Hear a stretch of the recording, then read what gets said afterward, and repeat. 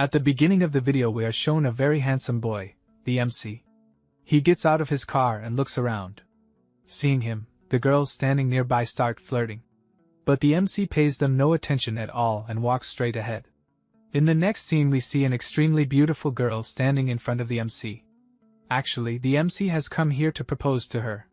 The MC has only one hobby, impressing beautiful girls. The MC gets down on his knees and gives the girl a bouquet of flowers. The girl blushes when she sees the flowers and covers her mouth with her hand. After a little hesitation she accepts the MC's proposal. Then the MC leads the girl toward his car. Just then another boy arrives, shouting angrily that this girl left a handsome boy like him only because you are more handsome than me. Looking at him, our MC smiles and says, "Do you think only I am handsome? No, I am a student at Polytechnic University. I wear good clothes. I am tall, smart, and handsome too. But you are just a rogue who only knows how to cheat. You harass girls and call yourself handsome. Is that the quality of handsome people?" After saying that, the MC leans close to his ear and whispers softly, "I have heard that you are not only a deceiver but also an addict."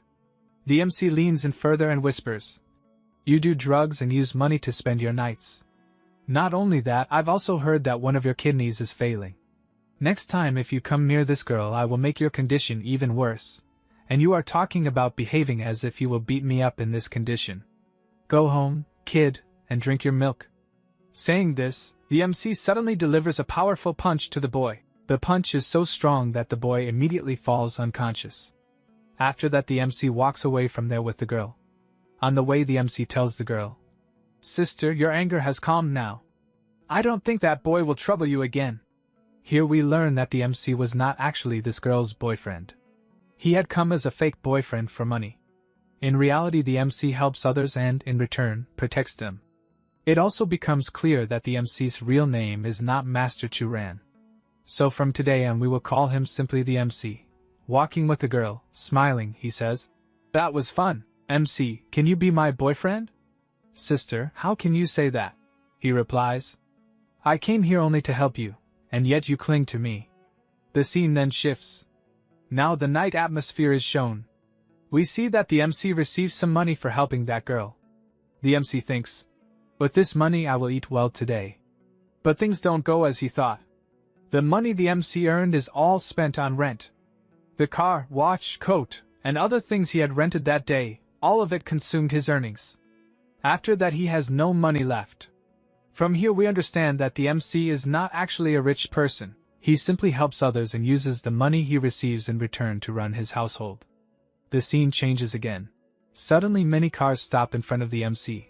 Numerous men get out of those cars, and the same boy whom the MC beat in the morning is among them.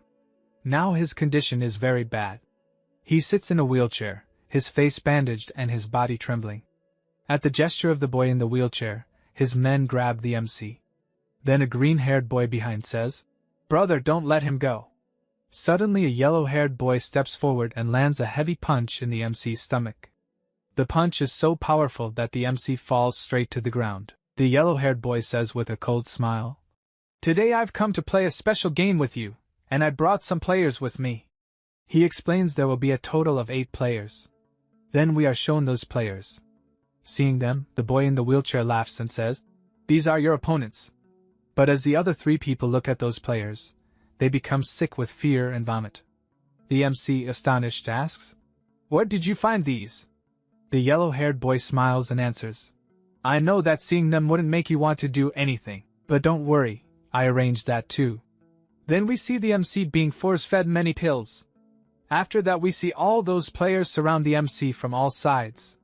Suddenly blood begins to gush from the MC's body. The MC thinks, "Because of so many pills my body is going to tear apart." At that moment a mysterious screen appears before the MC. The screen reads, "You will explode after 10 seconds. A countdown begins, 1, 2, 3, 9, 10. The MC is stunned and wonders, "What is happening? Why is this screen visible only to me? Why not to the others?" The countdown races down. Then a yes button appears on the screen. The MC immediately presses it. Suddenly the screen, in a machine-like voice, asks, "If you were given another chance, on what basis should that chance be granted to you?" The MC answers without thinking. All the girls here say that I am the most handsome boy in this place. At once a message flashes on the screen. Time travel is being initiated. And a blinding light spreads. In that light the MC's entire body vanishes and he is teleported to another planet. The next scene shows a beautiful girl approaching the MC and looking at his body with a sorrowful voice saying, "I wish you were alive." Slowly the MC's eyes open. He is astonished to see a strange place around him. The MC thinks, "Who is this girl? Why is she leaning over me? Where have I arrived? Is this really another planet?" The manner in which the MC is welcomed makes him think to himself, "Wow, this is the kind of welcome I like." The MC studies the girl carefully and thinks, "This girl is even more beautiful than the girls on Earth." The MC asks the beautiful girl, "Can you tell me where I am right now? I feel my memory is fading." Then, flirting lightly with the same girl, he asks, "By the way, what we were doing earlier, can we do that again? Maybe my memory will come back." The girl immediately tells the MC to be quiet. Smiling, the MC says, "Are you pushing me down? Naughty girl." Then he moves a bit closer and says, "Baby, give me something sweet." Suddenly the girl delivers a powerful punch to the MC. Writhed in pain, the MC says, "Hey, I didn't ask for that kind of sweet." And stars begin to flash before his eyes in broad daylight. He faints. After a while the MC regains consciousness and overhears a conversation between two girls. One asks, "Captain, where did you find this?" The girl in red replies, "I saw a light falling from the sky. When I came to check, I found this boy lying here without clothes." The other girl continues, "Even after taking his energy, he is still alive." The MC thinks inwardly, "These two girls will surely kill me." He tries slowly to slip away. Suddenly a window opens before the MC, displaying a warning of his death. Alarmed, the MC thinks, "Am I about to die? Will these two actually kill me?" He collapses there and wonders if this is truly his last breath. While the MC is thinking this, a girl suddenly stands before him. Seeing her, the MC asks, "Have you come to help me?" But then the girl unexpectedly delivers a fierce kick to the MC. He flies through the air and falls straight into the water. The MC struggles to swim out with great difficulty. As soon as he emerges, he sees a horde of girls surrounding him. Panic-stricken, the MC cries out, "Are these girls or demons? Why are they after me?" At that moment a very beautiful girl arrives and, in a stern voice, asks those girls, "Why are you all disembarking from the ship and loitering here?" One of them answers, "Captain, we saw him wandering around here. We thought he would cause trouble. That's why we came to stop him." Their captain angrily says, "Finish the task we came here for. I will handle this boy myself." On hearing this, the other girls leave. As they go, Jiang immediately places a sword to the MC's throat and says, "Who are you? What have you come here to do? Tell the truth quickly, or I will kill you right here." The MC, frightened, tries to speak. But hearing him, the captain grows even angrier and lifts her sword to kill him. Suddenly the red-clad girl attacks to save the MC. Her strike causes the sword to slip from the captain's hand and fall between the MC's legs. She approaches and tells her partner, "This boy is very special. Even after taking his energy he is still alive. He could be useful to us later. So take him on a mission with us." By the way, the beautiful girl's name is Yao Ji. After that we are told the MC is sent to the ship's guest room, where he begins to rest. Meanwhile we see large monsters prowling around the ship. Next the guest room scene is shown, where the MC sits alone, thinking, "I have been in this world for quite some time and I've learned a lot about it. Clearly, rule here belongs to women." Then a map of the place opens before the MC. From that map we learn this is a wild island. Nearly every part of the island is ruled by monsters. Humans hold only a small corner.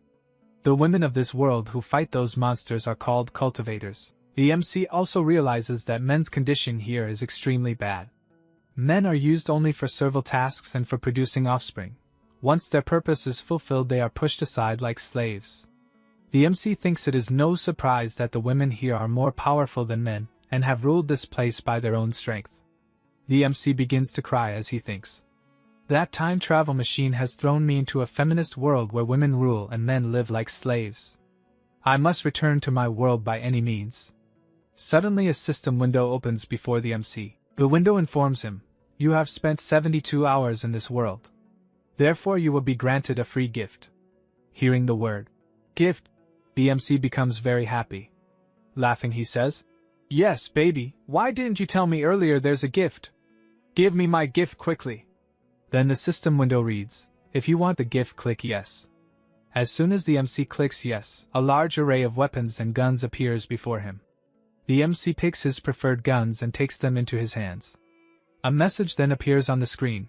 If you want ammunition for these guns, you must purchase the bullets separately. Reluctantly, the MC buys some bullets and loads the gun. After that, we are shown a grand city scene. The ship arrives and stops there. As Yao Ji steps out of the ship, a small squad of soldiers immediately bows before her. The MC watches all this from a distance. When the MC enters the city, he sees towering skyscrapers and thinks, "Wow, powerful people must live in this city." Walking along, some girls see the MC and start whispering among themselves. Then a red-clad girl looks at the MC and says, "He looks very cheerful." At the girl's comment, the MC bursts into laughter. Judging by his face, one would never guess he's been brought for watch duty or some formal job. The scene shifts. A grand palanquin passes by carrying an elder called Red seated with a white lion. The sight astonishes the MC. Then he sees another girl mercilessly beating slaves. One slave boy cries out, "If you don't stop beating him, he will really die." But the girl does not stop. The boy insists, "Great one, if you don't let him go, he will die." Hearing this, the elder Red in the palanquin does not like it. She orders her tamed lion, and the lion pounces on that boy. Watching from afar, the MC trembles. The elder Red says in a cold voice, "In this world, boys have no right to speak. No one has the right to speak so loudly. The punishment for this mistake can only be death." Then we see the lion tear the slave apart and devour him. The other slaves stand aghast at the sight. The MC thinks to himself how dangerous the women here are. A life can be lost at the slightest provocation. What kind of place have I stumbled into? Oh God! The MC moves on and after some time enters a colony. He thinks this must be the colony he was told about earlier, a place where women's rule is strict and men's condition is pitiable. Lost in thought, he suddenly asks the girl accompanying him, "Which district is this where you have brought me?" The girl replies with a slight smile, "This is the place where we keep all the men. You are truly lucky to have arrived here.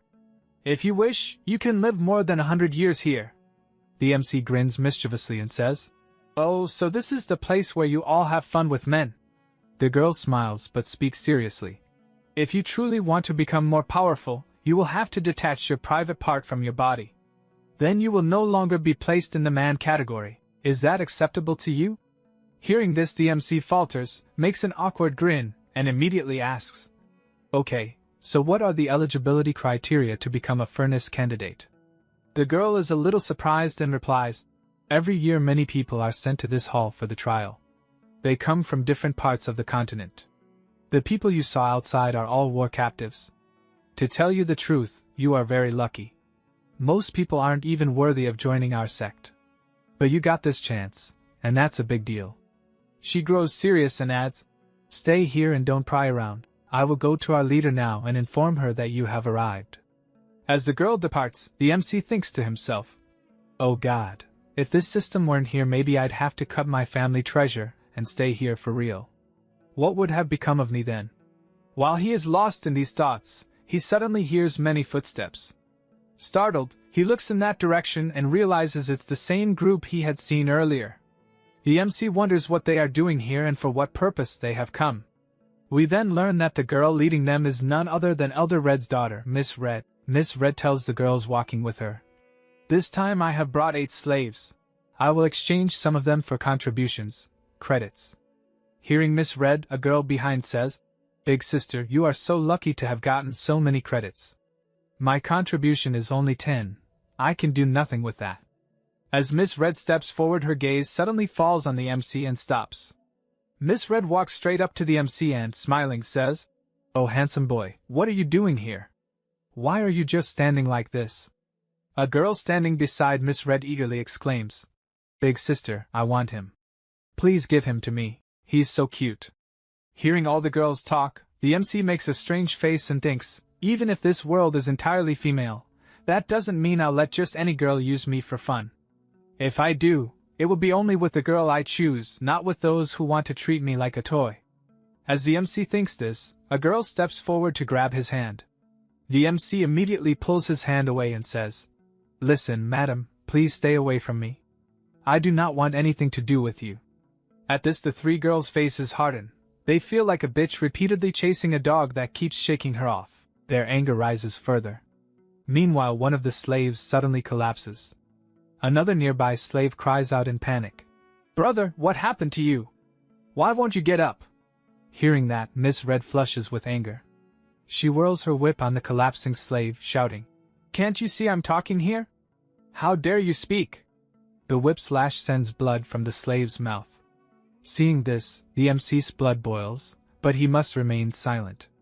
Miss Red approaches a step closer to the MC, grabs his lips, and smiling says, "With a handsome boy like you, fun is something else. Look how soft your skin is. Wow, I've fallen for you." Hearing Miss Red, the MC immediately jerks his hand away and, in a firm tone, says, "Girl, keep your filthy hands off me. What do you think? I'll fall for your sweet talk? Not at all. Even if you sold all your riches and came to me, I wouldn't chat with you." Miss Red's face reddens, anger flashes in her eyes. She screams, "How dare you reject me? You are an ant before me. I can crush you however I like and you won't even know." Miss Red threatens in a harsh voice, "If you act up, I'll break one of your nuts."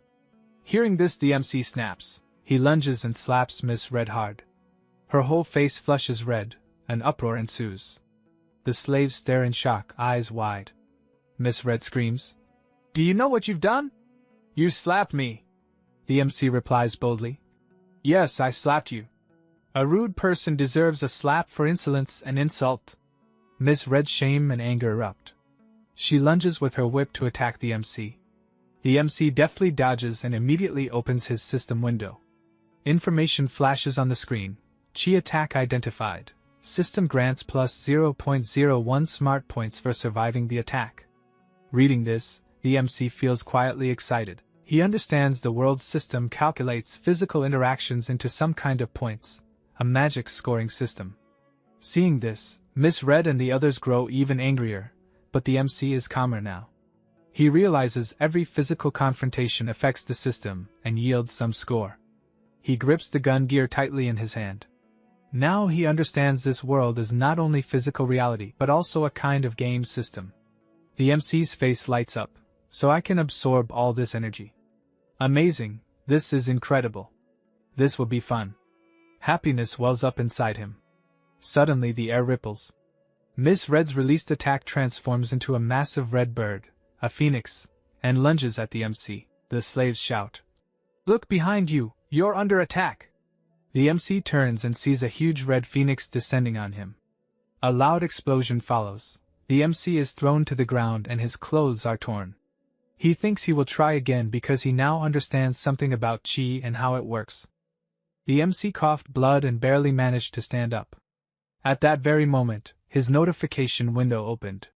Information unlock. RIA age, 60 years. Height, 175 centimeters. Chi level, advanced tier. Status, hostile. At the same time, the system displayed a message, multiple absorptions detected. You can absorb only a fixed portion. Excess chi will damage your body. Panting, the MC thought, "It means I can only absorb to some extent. The remaining energy will affect my body." As he sat, just feeling the rising strength within him, Miss Red slowly advanced toward him. When Miss Red saw the MC alive and almost steady, her eyes widened. A mix of surprise and anger appeared on her face. Bending down to look at him, she said, "I cannot believe it.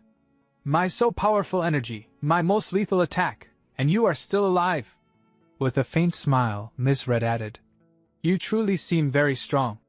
Looking at the MC angrily, Miss Red sneered, "Oh, little manhood one, yes, in you there is nothing special." Hearing this, the MC's face hardened. Inside, he muttered in anger, "Did she call me little manhood? How can this woman say such a thing to me?" With eyes full of fury, he glared at Miss Red.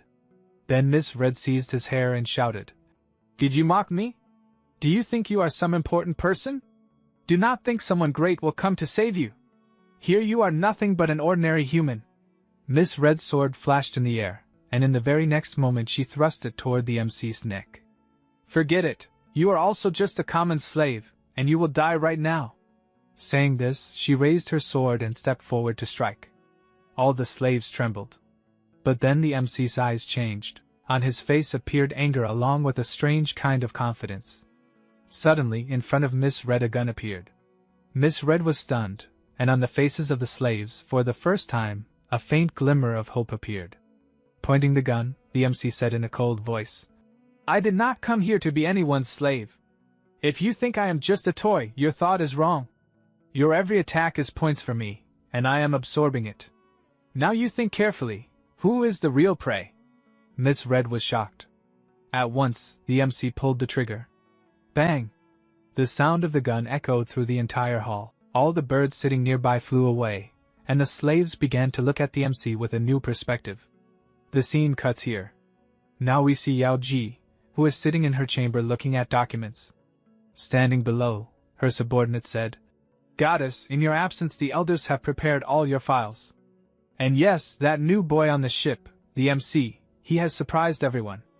Goddess, there is one more thing I wanted to tell you.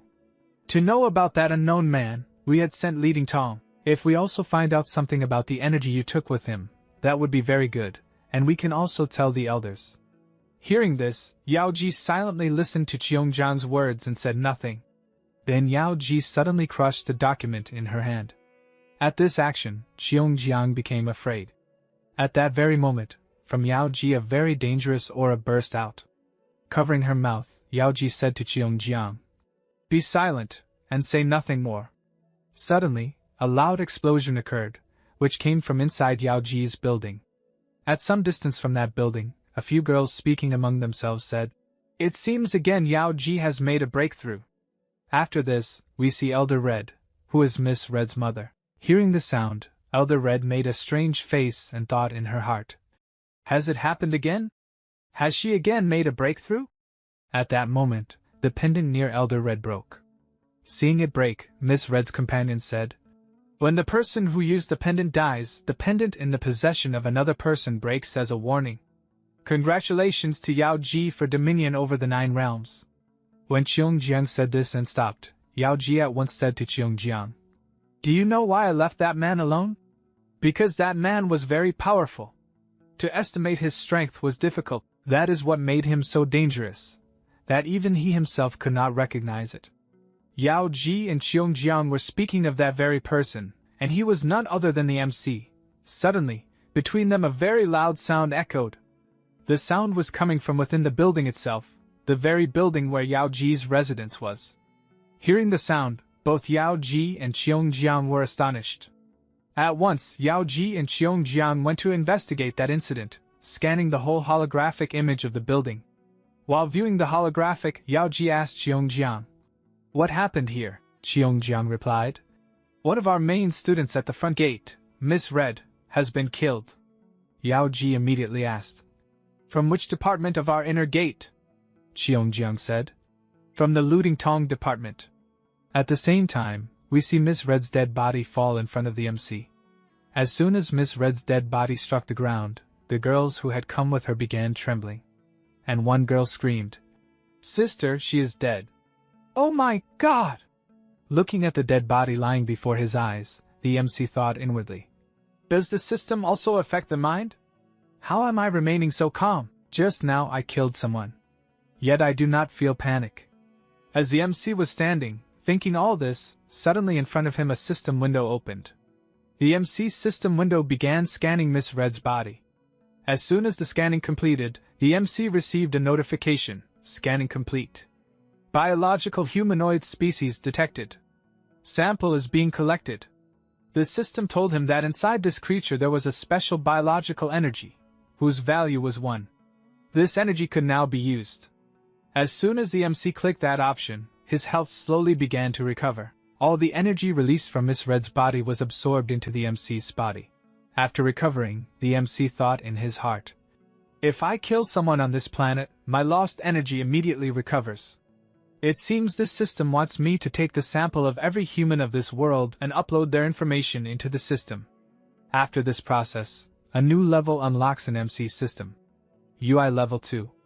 Inside it, the weapons system unlocks, and MC obtains armor, warrior grade, a military helmet, and advanced gadgets. Now he can easily perform both attack and defense. Meanwhile, from one room a group of people comes out and starts moving directly toward MC. The one walking in front is a lady. The moment MC sees her, he smiles and says, "Oh, so we meet again, lady. To tell the truth, I really miss you."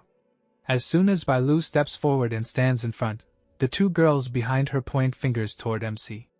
One of them shouts, "Senior sister, hurry up and arrest this slave. He killed big sister Miss Red." Hearing this, anger appears on Bailu's face. She strikes both girls across the cheeks with her whip and says in a cold voice, "You dare to teach me my own work? Do I now need to learn from you how to do my job?" Even after being hurt, one of the girls gathers courage and says, "Senior sister, Miss Red was Elder Red's daughter.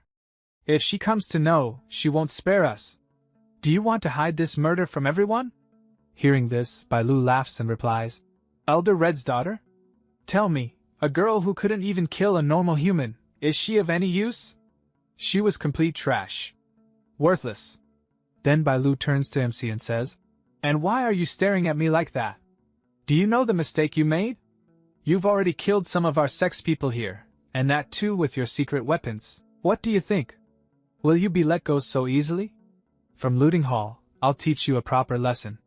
Hearing Bailu's words, MC replies very calmly, "If you're talking about rules, then let me tell you. Nowhere in the rules is it written that I cannot defend myself, or cannot counterattack. Am I right? I'm speaking correctly, aren't I? I thought strength was valued the highest here. I never wanted to kill her. I only wanted to give her a little lesson because she wanted to take my life. But I didn't know she would die so easily." Hearing MC's words, Bailu becomes impressed. Smiling, she says, "Your attitude is sharp, and your tongue is even sharper. I must admit. Fine. If you survive Elder Red, I'll personally let you enter my hall and give you proper training." Saying this, Bailu falls silent. At that moment, suddenly, a tiger leaps swiftly to attack MC. Seeing the tiger, MC looks slightly surprised. At the same instant, the scene shifts toward the sky, and we see Elder Red standing on a pedestal. Elder Red, holding her sword, leaps forward to protect her child. She stands before her daughter's corpse. The moment she sees her daughter's lifeless body, flames of fury rise in her eyes. Her eyes seem blood red. She shouts, "Who did this? Who dared to kill my daughter?" With Elder Red's words, an extremely powerful aura pressure bursts out from her. Seeing that power, Bailu thinks in her heart, "With such overwhelming pressure, today, MC's condition will not remain good." As soon as Elder Red's aura is detected, a notification appears on MC's window. Aura detected. Absorbable amount, 0.01 points. The message reveals that for now MC cannot endure much of this aura's effect. He can only absorb 0.01. Even so, MC stands firm and stable before Elder Red. Elder Red glares at MC and asks, "Was it this boy who killed my daughter?" The two girls present their try to say something, but before that, MC himself speaks. "Yes, I killed your daughter. It happened in self-defense. Now tell me, what do you want to do?" The moment Elder Red hears this, she angrily raises her sword and declares, "Then you die too." She hurls her sword forward. With the sheer force of the sword, MC is pushed back and crashes into a big wall. A thunderous explosion resounds. When the explosion ends, we see the sword embedded in MC's shoulder. MC holds the sword with one hand to stop it from going deeper. Seeing this, Elder Red is shocked that MC is still alive. On the other side, Bailu is also stunned to see MC still standing. MC slowly rises to his feet. His clothes are torn apart, and inside, his blood-proof jacket is clearly visible. As soon as MC stands, a notification window opens before him. Health remaining, 25 to 50. Armor durability, active. Seeing this, MC smiles and thinks to himself, "Good thing I wore the armor earlier and recovered my health. Otherwise, I'd already be dead by now." Meanwhile, Elder Red pulls her sword back and mutters to herself, I can't believe it. This little brat is still alive. At that moment, a girl standing beside her says, Elder Red, be cautious of that boy. He has a magical weapon that can attack anyone. Hearing this, Elder Red immediately launches another powerful attack toward MC. Just as the attack is about to reach him, suddenly thick smoke fills the place. Even Bailu can't see MC clearly. From within the smoke, we see a rolling device releasing continuous smoke. Here it's revealed, MC has used a smoke bomb. Inside the smoke, MC's strength literally multiplies even more. Now MC is ready for his next move. He rushes swiftly toward Elder Red and fires 3 to 4 bullets at once. But we see that Elder Red blocks all of MC's bullets with extreme ease. MC is shocked at this sight. Elder Red can even match the speed of bullets. For a few moments, MC is left completely stunned. Elder Red said to MC, Hey boy, today you have invited your own death. Show me what you can do. Use every trick you have to survive, otherwise you are going to die today. MC immediately pulled out a flash bomb. He pulled out its pin and threw it straight toward Elder Red. Elder Red saw the flash bomb flying toward her. The moment it exploded near her, she was blinded completely for a short while. As soon as Elder Red's vision slowly returned, she saw MC standing with his gun pressed against her head. Before Elder Red could even react, MC pulled the trigger and the bullet shot directly into her skull. From a distance, Bailu witnessed everything, utterly shocked. But right at that moment, MC's mind went blank, because the bullet had no effect on Elder Red. She was completely fine. Only a thin smoke was rising from the spot where the bullet had struck. Then suddenly, Elder Red's entire body turned golden. With fury in her voice, she shouted at MC. I can't believe that your tiny toy had such power. It actually forced me to use my golden body. But now, I will not let you live. As she spoke, an overwhelming energy burst out from within her. She screamed, and the energy was so intense that fire erupted all around. The blast of fire and energy sent MC flying backward. He crashed against the wall and fell to the ground, bloodied and broken. Blood poured from his mouth as he writhed in pain. Meanwhile, Elder Red formed a massive energy fireball in her hands and roared in anger. Now you are going to die. No matter where you run in this world, I will personally deliver you straight to hell. As MC saw the fireball rushing toward his face, he screamed inside. Oh mother, oh God, oh dear mother. What have I done? How did I provoke you? Was my brain broken? No, this can't be happening. The closer the fireball came, the more panicked his mind grew. But suddenly, a shield manifested right before him, blocking the deadly attack. Elder Red screamed furiously. Who dares to stop me? Then looking forward, she asked, Is that you, Cheongjiang? MC, hiding his fear behind a faint smile, muttered, Good, that means I'm still alive. Then a voice rang out, It was me. Elder Red, Yao Ji sent me here to protect him. You cannot touch him. Hearing this, Elder Red's face twisted with rage. She shouted at Cheongjiang, How dare you try to stop me? Do you intend to defy our leader's orders? As long as I am here, you will not lay a finger on this boy, understood? Cheongjiang's words only enraged Elder Red further. She charged forward, flames rising behind her, and yelled, If that is so, then you are inviting your own death. The blaze surged forward, crashing directly toward Cheongjiang. Cheongjiang unleashed her full force to block Elder Red's attack. Their powers collided with such ferocity that a deafening explosion echoed everywhere. Then, Elder Red and Cheongjiang rose into the skies, clashing violently. Watching this, MC's jaw dropped wide open. His thoughts were spinning. So this is how immortals fight?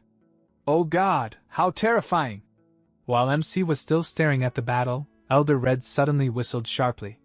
At that whistle, a white tiger leapt out, pouncing straight at MC.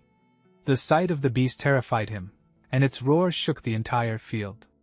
The tiger's claws slammed into MC, sending him flying. Cheongjiang gasped in shock and rushed to save him, but Elder Red blocked her path and snarled. Where do you think you're going? Who gave you permission to leave? Cheongjiang stopped in her tracks, glaring back, while Elder Red stared at her with burning fury. On the other side, the white tiger loomed over MC. In desperation, MC threw another flash bomb toward it. The tiger froze in confusion for a second, but the next instant, boom, the flash bomb exploded right in front of it. The blast stunned MC's eyes wide open, but to his horror, the white tiger did not die. Instead, it grew even angrier. A terrifying glow burned in its eyes as it glared at him, more savage than before. The beast roared with fury and struck MC with its claw. The blow hurled MC far, blood gushing from his mouth. Staggering, MC hurriedly opened his status window. A notification appeared. It was his last grenade he could purchase. He had no more skill points left.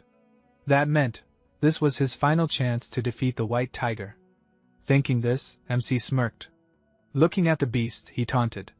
"Oi, kitty, you're just a cat. You can't kill me that easily. Come on, show me how you'll do it. I'm still alive." With that, MC slowly stood up, raised his finger at the white tiger, and mocked. "Hey baby, come here. I'm right here. Come on, my sweet little kitty." Hearing MC's words, the white tiger becomes shocked, wondering if this boy is mad or just a fool. But in the very next moment, the white tiger roars in rage and leaps at MC with full force. The impact of the leap knocks MC down, and the white tiger pounces on him with all its fury. The white tiger, filled with anger, lunges at MC and clamps MC's entire arm inside its mouth. In the next instant, with a deafening roar, it tears MC's arm off his body and hurls it away. The onlookers nearby are stunned by this sight. Their eyes and mouths remain wide open in shock. On the other side, MC groans in pain, pressing his wound with his other hand to stop the blood from his severed arm. For a while, he tries to endure the pain. Then, suddenly, he starts laughing. Smiling, he says, "Oh baby, you liked my hand so much you ate it whole. Do you want more delicious treats? Well, never mind. I still have one more hand left. But that I won't give you. Now die and go to your three-headed cat demon to complain. He didn't give me the second hand. Tada, bye-bye." Saying this, MC bursts out into loud laughter. On the other side, Elder Red screams out, "No! My white tiger!" Just then, the white tiger's body begins to radiate a blinding light. From its mouth, it feels as if a massive explosion is about to erupt, and in the very next moment, boom, the white tiger explodes completely in front of MC. Its blood and flesh scatter everywhere. After the white tiger's death, a status window automatically opens in front of MC and starts scanning the white tiger. A notification appears, scanning process complete. Sample collected.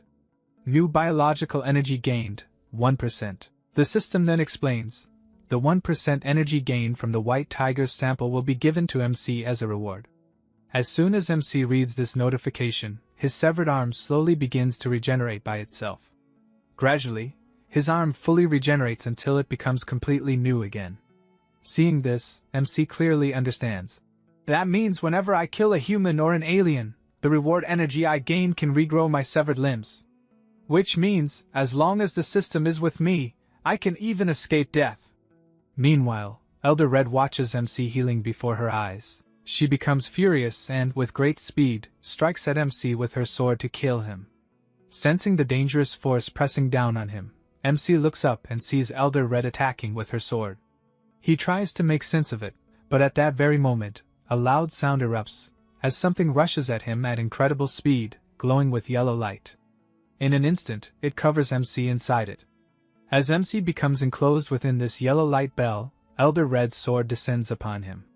But the moment the sword strikes, a tremendous explosion erupts between the yellow light bell and the sword. When Bai Lu witnesses the power of this blast, she immediately realizes, this is no ordinary explosion.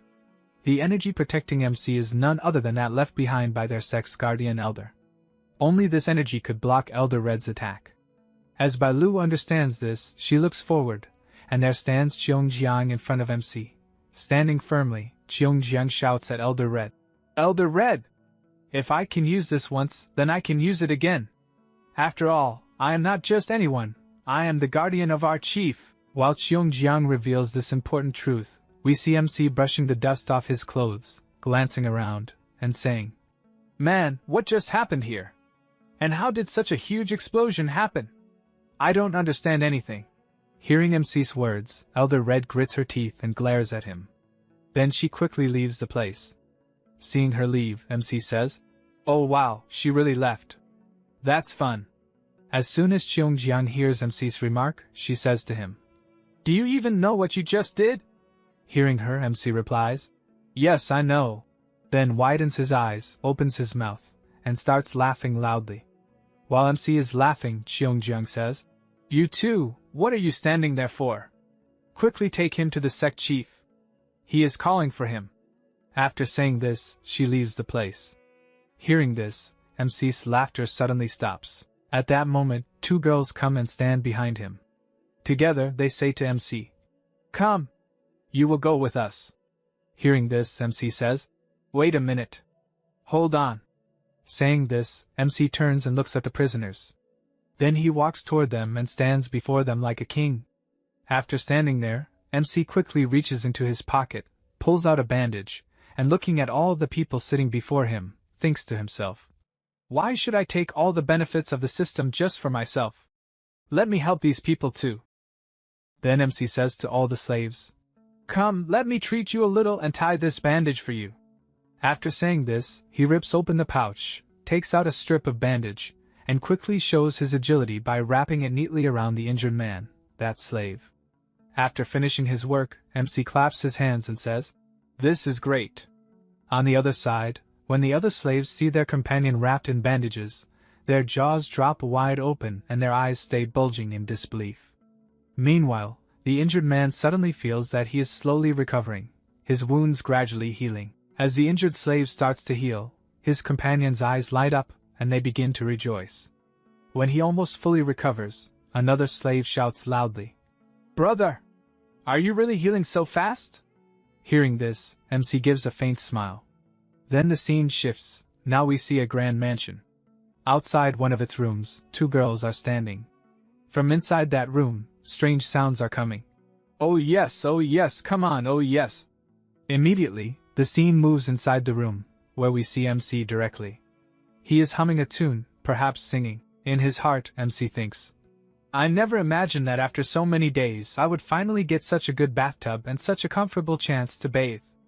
After suddenly two girls wearing transparent clothes enter his bathroom. They are carrying clothes for MC. Seeing them, MC is startled, and immediately his foot slips, he falls back into the tub again. A little later, we see the scene where MC comes out of the tub, and the two girls begin dressing him. Here, MC learns that this world has a different rule. Most of the work here is done by women. These two girls, in fact, will do every appointed task for him. While MC is thinking about all this, suddenly his gaze falls straight onto the snow-white curves of one of the girls standing before him. For a moment, MC melts inside. He mutters to himself, "This is exactly what I wanted, exactly my type. I love you, baby."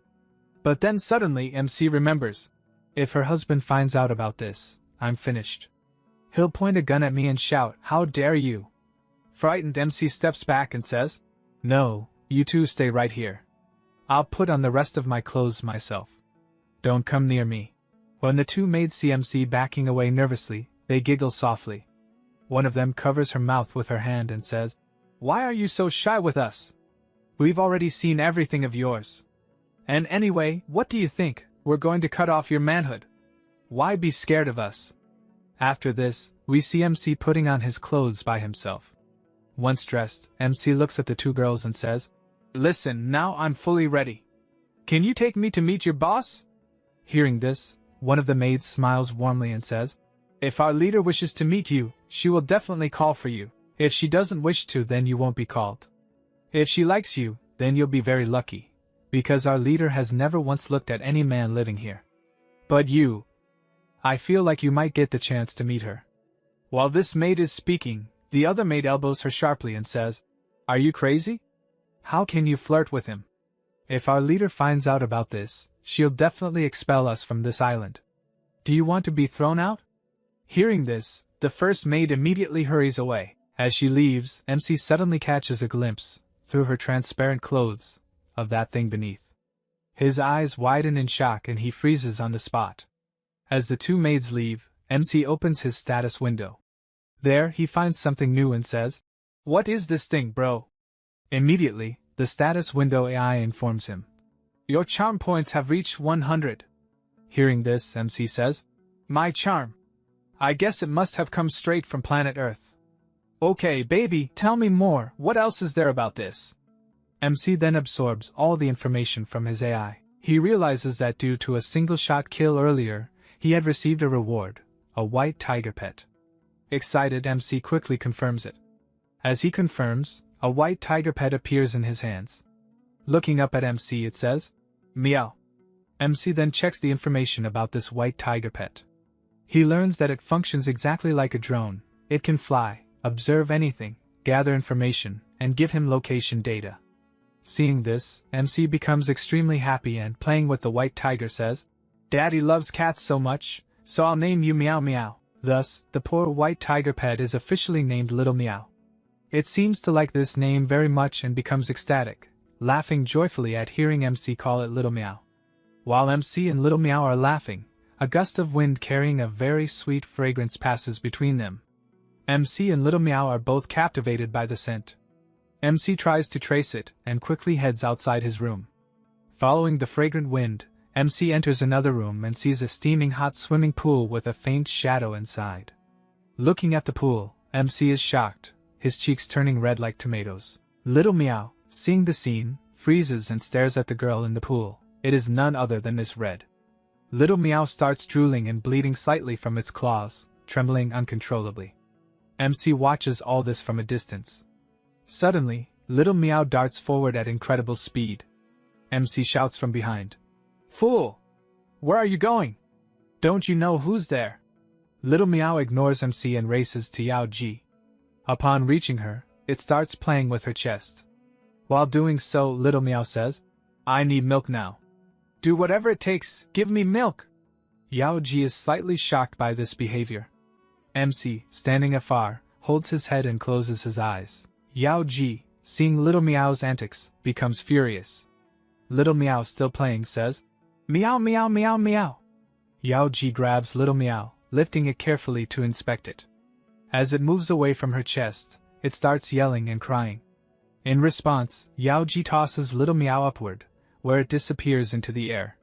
MC watches from afar, stunned, thinking, What happened to my Little Meow? How did it vanish?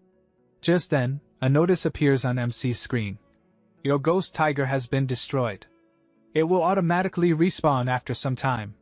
Do not worry. Reading this, MC feels a bit relieved. He thinks, I thought my Little Meow was gone, but at least I can still summon it back. While MC contemplates this, he suddenly feels an invisible force pulling him. The force is Yao Ji's, drawing him toward her. As MC reaches her, he scratches his head and says, Darling, are you really doing physical training here? Yao Ji, with a seductive demeanor, raises her hands and says, You've been here half a day, and in that time, you've done quite a feat. You killed Elder Red's daughter. MC laughs and says, She attacked me first. I just raised my hand to defend myself. I didn't know she would actually die.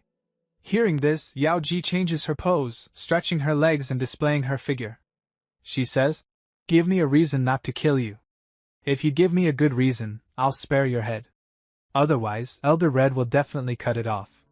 MC swallows his spit and thinks, As far as I know, Yao Ji won't let me die. If she wanted me dead, she wouldn't have sent Xiong Jian to protect me. Understanding this, MC laughs, and Yao Ji looks at him, making a slightly strange, seductive expression. She whistles and strikes a cute pose to draw MC closer. Anyone else would have melted seeing this pose, but MC, the tough guy, doesn't. He slips his hand into his pajamas, pulls out a gun, and says, Angel, do you want to see this? You know, today it saved my life. MC hands the gun to Yao Ji. She examines it and realizes it has no spiritual energy. It's made entirely of iron. She thinks to herself that such a weapon must have been made with extreme care, unlike anything she's seen in her life. MC explains, Darling, it may look like a normal iron gun, but it saved my life. It's extremely useful. If any sect possesses it, their prestige will rise, and they'll become the most powerful. To my knowledge, no sect has such a weapon yet. Yao Ji asks, Can I use this? MC slaps his chest and says, Yes, darling. Even a child could use it. In truth, MC is terrified inside, thinking, who would dare refuse me? If I refused, I'd be done for here with Miss Red. As MC thinks this, he sees Yaoji point the gun at him. He shouts, Darling, what are you doing? I didn't mean you should aim it at me. You can use it elsewhere. Hearing this, Yaoji moves the gun toward MC's crotch, making him sweat nervously. She says, MC, tell me, where did you get this? MC, frightened, replies, Darling, I brought it with me. You might not have seen it before. Yaoji then opens MC's pants, dropping the cloth covering his gun. She repositions the gun into his pajamas, ensuring only bullets and the weapon are inside. MC trembles in fear. Yaoji steps back, placing herself close to MC. He feels as if two enormous soft cushions are pressed against him, actually her chest. Yaoji raises both hands and aims her gun at him, whispering in his ear. Listen, darling. You have no spiritual energy, and you don't look like a monster. If you remain like this, you'll never reach the level you want. But I find you very mysterious. I can't fully understand you. Can I trust you? MC's eyes widen in shock. He stammers, Darling, what are you doing? The moment she said that, Yaoji pressed the trigger. The bullet whistled out of the gun. This is not a girl. This is a demon. She stopped the bullet with just 2 fingers. Lord, what am I seeing? This turned out to be a fiend, MC cried out in panic. His breathing quickened. At that moment we see Yaoji give a very sweet little smile after catching the bullet. Then Yaoji gives MC a light push. MC slides forward, takes a cold breath, places his hand on his chest and thinks to himself.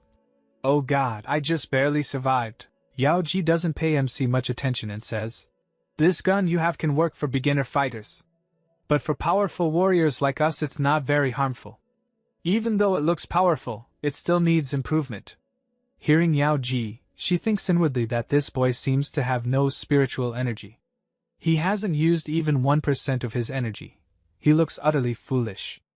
MC realizes Yaoji was just testing him. He wonders to himself, Did I pass this test? Yaoji puts her hand on MC's shoulder and says, Darling, you shouldn't be careless here and there. If you stay so reckless, Elder Hong could kill you at any moment. Elder Hong is one of the most important people in our sect, so be careful. Besides, you are the first human I've made whom I can use, my baby. After Yaoji's words, MC becomes a little confused and looks at her with a strange expression. Then MC, turning serious, says, I don't usually pick on anyone first. But whoever attacks me or messes with me, I will definitely answer back. Yaoji falls into thought at MC's words and a light silence fills the air. Yaoji tells MC, You really don't speak like a man. You talk like those women who are very ambitious and leave no one alone. MC makes a strange face and laughs, thinking to himself, What a weird thing she said. Seeing MC laugh, Yaoji says, You're getting too arrogant. Come, I'll teach you a technique. Would you like to learn? When MC nods, Yaoji steps forward and explains. This technique is called Yaoji Thigh Throw. It progresses from small links to larger links. As you use it, your body will start turning golden. One day you'll become like King Kong. You'll be able to shake both sky and earth. You'll gain that much power. Hearing this, MC becomes very excited. He raises his hand and says, Really? Yaoji, can I truly become like King Kong? I will practice. It won't harm me, will it? Seeing his excitement, she smiles and says, All right, I will still teach you the practice. As she says that, a sharp, dangerous white light emits from Yaoji's eyes. Lightning-like energy bursts from within her and forms a spherical energy field around MC, enclosing him. Yaoji softly says, Go and tell the sea deity that I wish to learn this technique and that I can offer a sacrifice of my mind so that this technique comes to me. MC was about to repeat Yaoji's words when a notification pops up on his status window. Thunder Heart Seal detected. Convert TO's spiritual energy and infuse into body. After seeing the notification, MC grits his teeth and thinks, That means I can directly dissolve this technique into myself and automatically upload it into my system. Thinking that, MC pulls up the technique's information from his status window. Reading it, he learns that this technique will double his original power. MC becomes very happy at that, but as he continues reading his eyes widen in shock. He stammers to himself. Does it mean every second I use it, my energy will decrease? What does that mean? I can only use it for 10 seconds. While MC reads all this, Yao Ji is thinking inwardly.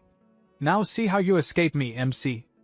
I will peer into your mind and find everything out. She intends to enter MC's mind and take all his information. This technique is exactly that. Through it she can clearly see a person's soul. She can pull all information, read the opponent's memories, learn who they are, why they came, and whether they are lethal. Yao Ji is using this technique on MC when suddenly MC's system issues a red alert. The screen flashes, warning, incoming mental attack detected. MC startles. What's about to happen? What kind of attack on me? Before he can understand, his notification system tells him, opponent attempting memory extraction, defensive protocols activated, loading. MC opens his mouth and mutters. What is this system saying? While MC is trying to make sense of everything, we see Yao Ji in great trouble. Golden light is flowing from her toward MC. Then Yao Ji realizes that MC is pulling her memories toward himself and taking all her information. He can even reverse the soul search technique. As soon as Yao Ji understands this, she cries out in surprise and tries to stop him. At that moment she realizes that MC is also drawing spiritual energy hidden in her energy store. Then a notice appears before MC. You can download this data completely. File size 1.6 gigabytes. MC is shocked and mutters to himself. Man, this file is huge. What should I do? His system goes into auto mode and starts drawing the energy Yao Ji is emitting as the source. As the energy surrounds MC from all sides, he begins to feel better. He senses he is becoming more powerful. He had only tasted a little of that energy when Yao Ji screams angrily. Rascal! You ate all my energy and you're enjoying it. Now taste this yourself. Saying that, Yao Ji thrusts her hand forward. At that instant the energy ball around MC suddenly blasts and vanishes. Because of the explosion, MC can't see clearly. Coming to his senses, he tries to look forward and sees Yao Ji sitting on his chest, grabbing his collar. Enraged, Yao Ji clenches her fist and is about to punch. Before she hits, she shouts. What did you just do to me? What exactly do you want? She punches. The strength of the blow drives MC's head straight into the ground. After that, Yao Ji grabs him and throws him toward the wall. MC crashes through the wall and breaks it. But when Yao Ji stops, she suddenly starts vomiting blood. On the other side, MC holds his head and wonders. Why did Yao Ji hit me? Was she trying to test the Yao Ji thigh throw technique I just learned? This technique requires a lot of strength. My head is splitting. MC gets up from near the broken wall and mutters. Darling, where are you? I can't see you. Tightening his waist belt as he looks for Yao Ji. Hearing darling from MC's mouth, Yao Ji attacks him with another punch. The punch is so powerful that MC breaks through the ceiling of the room and soars into the sky. Flying upward, MC shouts. What are you doing? Do you want to kill me? Why did you throw me into the sky? After rising at high speed, when he begins to fall, he screams in panic. No, save me! I'm going to die. Someone save me! Suddenly a blue cloth appears and wraps tightly around MC's legs, preventing him from falling. Actually, the one who saved MC's life is none other than Yao Ji herself. Seeing this, MC shouts in astonishment. Yao Ji, what are you doing? Where are you trying to take me? Why are you doing this to me? Yao Ji continues to hold MC and fly, but then she vomits blood again. This time MC clearly sees it. From below he shouts. Darling, what's wrong with you? Yao Ji, what's going on? Hearing this, Yao Ji's grip loosens and both of them begin to fall from the sky. MC grabs onto a tree while falling and steadies himself. As he comes down, his status window opens and reads that his HP has been completely depleted and now only 50% HP remains. Seeing this, MC thinks, I don't understand. Where was Yao Ji trying to take me? Meanwhile, MC notices a very large rock in front of him. He taps the rock several times to see what it actually is, but where he tapped, an eye suddenly appears and MC doesn't notice it at first. MC turns back and sees Yao Ji trying to get up using a tree for support, but blood is still coming from her mouth. Seeing this, MC runs toward her in alarm and tries to grab her. Yao Ji, seeing MC approach, shouts in anger and clenches her fist to punch him. Suddenly roots trap her feet, she loses balance and falls directly onto MC. MC immediately catches her and steadies her, but Yao Ji jolts and pushes him backward. Yao Ji angrily says, "Don't you dare come near me or I will kill you, hypocrite." Then she thinks inwardly, "I can't believe it. This child reversed my soul search technique and damaged me instead." On the other side, MC places his hand on his chest and says in shock, "Yao Ji, what are you talking about? I'm a martial arts specialist. I wouldn't even dare to hurt you." Just then, the ground around MC starts to vibrate violently. The whole area shakes, and a terrifying silence falls. MC looks up, and his eyes go wide in disbelief. Right above him, a gigantic serpent is hanging down, hissing as it stares directly at him. Terrified, MC points his trembling finger upward and says, "Darling, look! Such a huge snake, it's glaring at us." Yao Ji, too, is stunned upon seeing the snake. She murmurs to herself, "Oh God, within 100 kilometers of our sect gate, such a gigantic serpent? Why didn't we see it before?" Both MC and Yao Ji are still recovering from the shock when suddenly, the snake lunges at them at lightning speed. The two narrowly dodge the attack. But the serpent keeps striking again and again, leaving MC barely any space to move or escape. Yao Ji's eyes widen as she glares at the snake, her face showing both anger and concern. Then, she suddenly freezes, shocked, because she notices something. Controlling that enormous serpent, stood a girl, staring coldly at both MC and Yao Ji. That girl steps forward and, in a trembling voice, says to MC, "Why did you disturb me so late at night? What do you want? How dare you wake me?"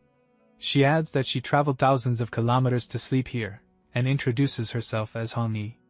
Hearing Hong Yi, MC quickly raises his hands in a placating gesture and says, "Sorry, sister, please forgive us. We were only passing through." Meanwhile, the snake coils even tighter around MC, and both MC and Yao Ji feel a little afraid. Hong Yi moves very close, so close that MC's cheeks flush. Suddenly Hong Yi closes her eyes, mischievously sticks out her tongue, and licks MC's cheek. Seeing this, MC's face goes even redder. His body reacts embarrassingly. Blushing and trying not to melt, he steps back and, half angry, half nervous, says, "What are you doing? Why are you licking my cheek? Aren't you ashamed? Will you really do this and make me melt?" Hong Yi chuckles softly at MC's words, looking at him with a sparkling, teasing gaze. The story continues. Hong Yi, with a flirtatious gleam, taunts, "I like you very much. Now I want you to stay with me. For the next 3 months you will be my man, day and night by my side. Will you accept my offer?" Hong Yi falls silent. Yao Ji, in a serious tone, interjects, "Hong Yi, it's already too late. This man is already mine." Hong Yi laughs at Yao Ji and teasingly asks, "Do you really want to stop me? Do you have the nerve?" Yao Ji meets Hong Yi's challenge with her eyes and says, "Listen, Hong Yi, this place is for humans, not monsters. Leave." Hong Yi laughs loudly and replies, "So what if this place belongs to humans? If I wreak havoc here and harm people, what will you do? I'm not afraid of you." MC watches the argument, torn about whom to support. In the end he decides quickly. Standing up, he levels his gun at Hong Yi and says in a stern voice, "Listen, sister, I have no interest in you. Stay away from me, and don't mess with my life. If you provoke us, we will respond. Know your limits." Seeing MC's gun, Hong Yi claps and says, "Wow, such a strong reaction at the start. You really scared me. Looks like you're going to become very powerful." MC smiles at that, and the atmosphere tightens, ready to break into conflict. Hong Yi says she finds MC even more interesting now, so she won't keep him for 3 months but for half a year instead. Day and night she'll be with him. He will be her man. Hearing this, Yao Ji becomes furious. "How dare you look at what's mine?" she snaps, and releases a lightning-like bolt from her hand, attacking Hong Yi directly. But Hong Yi nimbly dodges the lightning bolt. She taunts, "Humanity is truly cruel. They always attack from hiding." She lifts her cigar, takes a deep drag, and lazily exhales smoke in front of them. The smoke transforms into a powerful force that scorches everything before it and shakes the ground. MC sees the burning flames and panics. I have to run from here. He looks around in fear. At that moment Yao Ji appears behind him, ready to counter the attack. She flings a white feather toward Hong Yi. As the feather moves toward her, it unexpectedly soars into the sky. Hong Yi watches the feather ascend with some surprise. She doesn't understand what Yao Ji is doing. As the feather climbs high, a huge palace suddenly materializes in the sky. Hong Yi points at Yao Ji and asks, "Are you from the Yushin sect? I came thousands of kilometers to kill you." Yao Ji answers calmly but firmly, "You are only 100 kilometers from my Hyo sect right now. If you beg for forgiveness before our sect arrives, I will forgive you. But if my people get here, I will show no mercy. So quickly apologize and save your life." Hong Yi replies in an angry voice, "That's impossible. Yushin sect has attacked our Hyo sect many times. Many of our ordinary children and people have been injured, and some have died. Because of you, many children from our sect have been killed. Do you think I'll apologize? No. Our leader sent me to teach you a lesson." Yao Ji smiles coldly and asks, "Do you really think you can teach me a lesson on your own?" She falls silent. At that moment both Yao Ji's and MC's gazes turn toward the trees behind them. MC is shocked. Between the tall trees, many enormous eyes are staring at them, eyes so huge and alien that their hearts skip a beat. Hong Yi smiles and says, "No, Yao Ji, I did not come alone to teach you. I brought a whole monster army." As she speaks, the camera, slowly pulling back, reveals massive, dark shadows in the gloom. Her army arrives, towering warrior monsters wearing armor, beast-like soldiers, and strange, long-term creatures whose eyes glint in the dark. Yao Ji says, slightly surprised, "So this was your plan?" MC backs away and whispers, "This is going to be bad."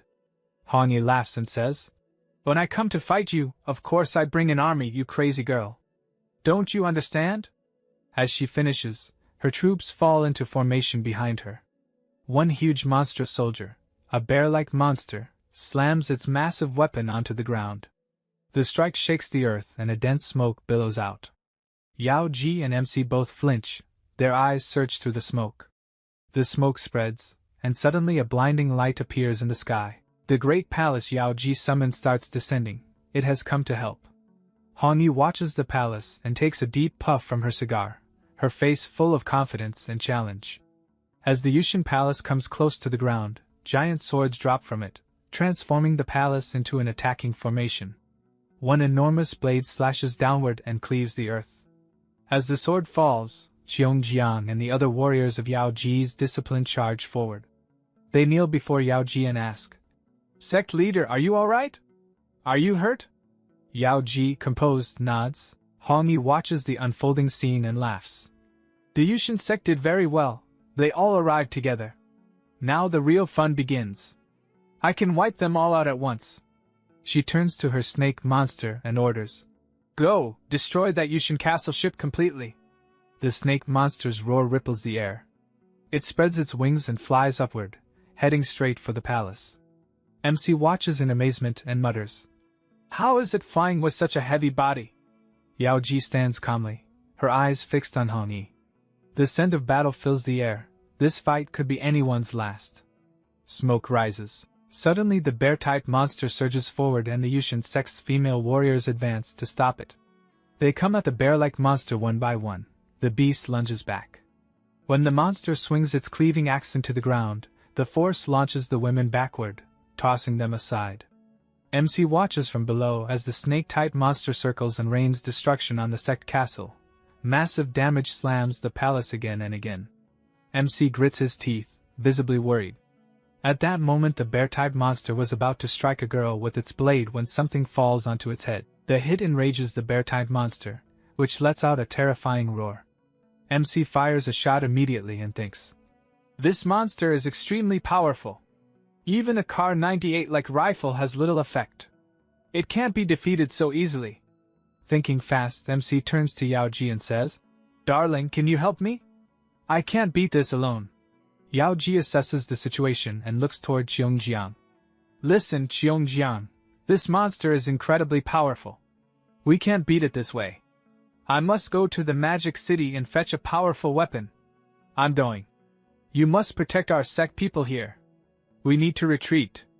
Cheongjiang nods firmly, looks ready, and coordinates the withdrawal. Everyone prepares to fall back. The second phase of the battle is about to begin. The fight will take on a far more dangerous turn, Yaoji says in a serious voice. Cheongjiang, I can do anything, but I must leave right now. Cheongjiang nods and replies, Yes, leader, you may go. Just be careful. At that instant something suddenly reels MC toward it at tremendous speed, causing him to let out a loud scream. From above, Hongyi sees someone moving at great speed. Her eyes dart down, and she recognizes that the one moving so fast is none other than Yao Ji. Seeing this, Hongyi immediately orders her snake monster. Catch her! As the snake monster lunges, the Yushin sex swords strike in its direction. Hongyi deftly veers her snake aside to avoid the attack, then shouts to her comrade. Great Bear, hurry! Capture that man! I must have him at all costs. On the other side, the MC and Yao Ji were now running at full speed. Behind them, a gigantic snake monster flew through the sky while a great bear thundered after them on the ground, each of its steps echoing loudly. The great bear was chasing them relentlessly, while the air was still thick with the scent of battle. Meow was keeping constant watch on the big bear. Through his status window, the MC could see everything clearly, the bear's position, its movements, and what it was doing. As he watched all this, the MC was also guarding Yao Ji's body and making sure she was safe. However, Yao Ji was still unconscious. After a short while, the great bear swung its massive weapon and sliced through a huge tree with astonishing speed. Right behind that tree stood Yao Ji and the MC. The moment the tree fell, the great bear instantly locked on to their location.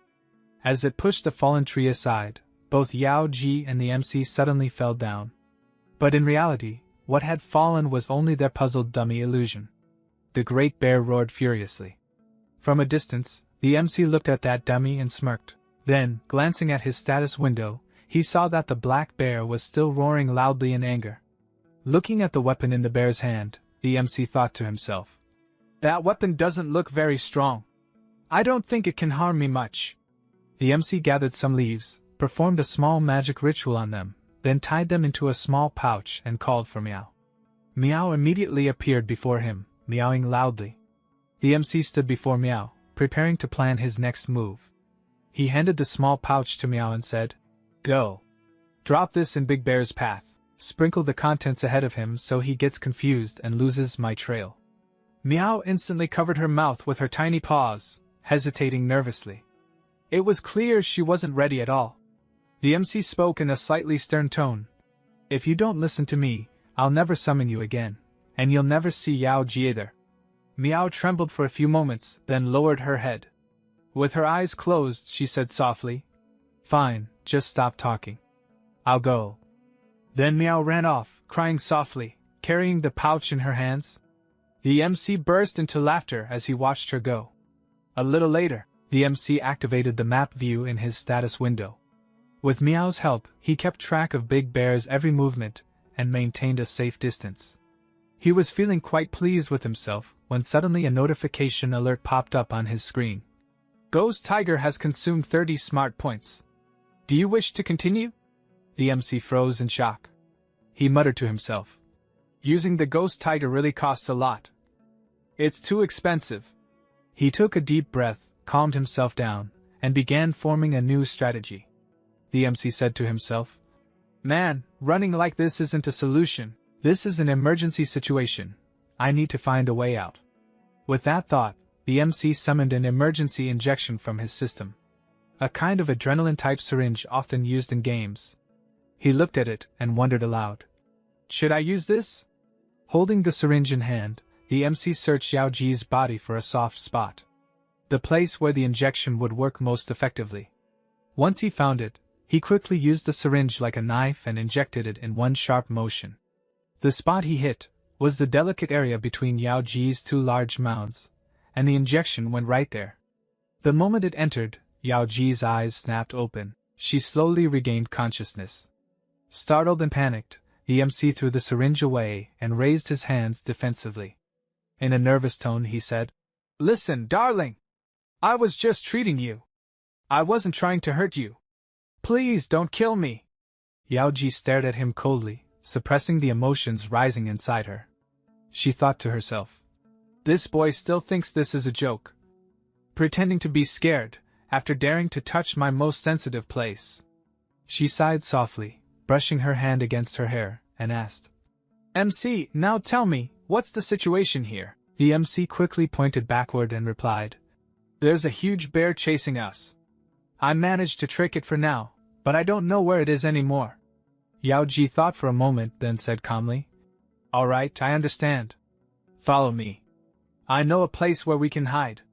After some time, they arrived near a massive waterfall, its cascading water glimmering like silver in the light.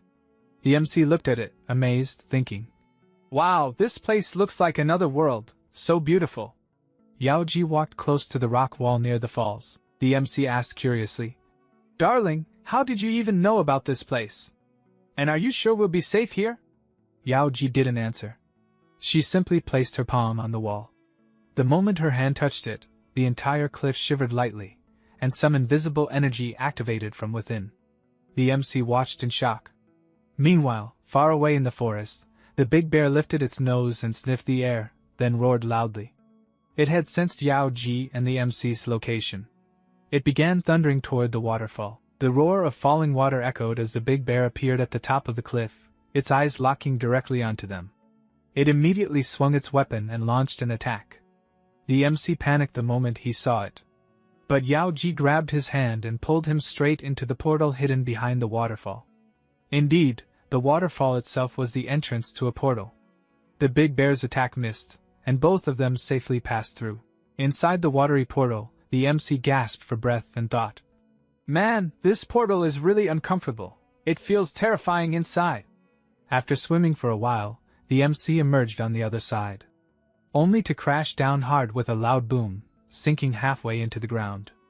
At that moment, a red warning screen appeared on his status window. The text read, "Warning, intense spiritual pressure detected outside the portal." The MC looked up and felt an immense power surrounding them. The spiritual energy pressure here was 10 times greater than before. Yao Ji looked at him and said firmly, "MC, the spiritual pressure here is 10 times stronger than outside. You must think carefully before making any move." The MC, slightly trembling, asked, "Darling, can you tell me where exactly we are right now?" Without replying, Yao Ji walked ahead, and the MC followed close behind. Then, his system gave another alert. "Scanning complete. You are awarded 1 profit point for contribution." The MC blinked, confused. "Profit? For what?" Before he could think further, his body began to reincarnate, growing stronger and sturdier. He grinned with excitement. "Wow! Just teleporting here is so rewarding. This place is amazing. My body's becoming even more powerful," he shouted. "Please, darling, can you tell me where we are? I really like this place." Yao Ji finally turned to him and said seriously, "This place is one of the royal fragments of the Yuxian sect. A hidden domain where the sect's weapons are stored." The MC thought to himself, "A high-secret fragment. This hidden realm must be one of the 3,000 minor worlds." He listened carefully as Yao Ji continued, explaining that the main world was connected to the cultivation resource realms, and most of its landscapes were built using outputs from these secret areas.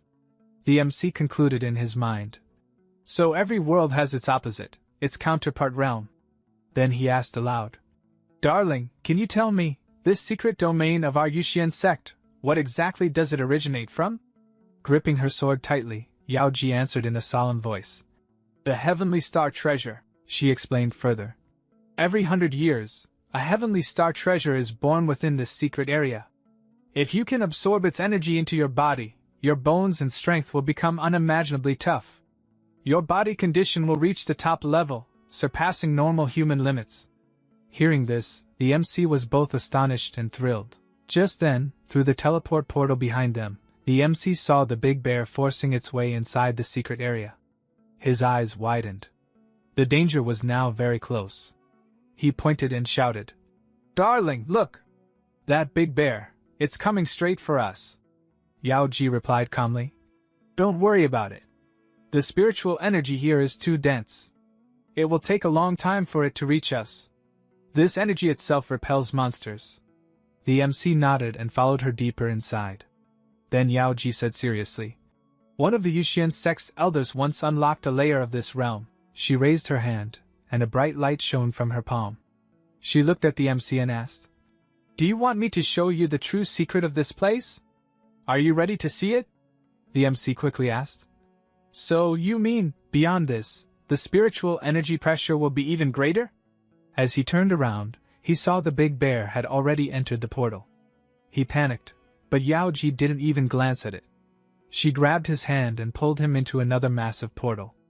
Inside that new realm, they found themselves standing in a magnificent, vast world, surrounded by towering mountains and shimmering light everywhere.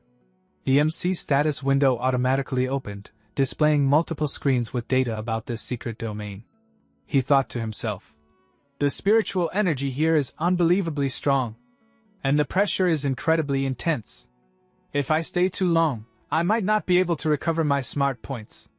As he pondered this, the big bear suddenly appeared again, charging toward them for an attack.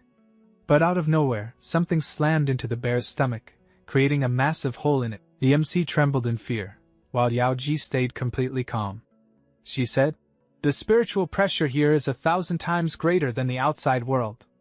Anyone trying to fight using spiritual energy will instantly explode. Only I can use this power here." The MC was completely stunned. Just then, the big bear tried to attack again. But from between two giant trees, an arrow shot forth, striking directly into the bear's neck.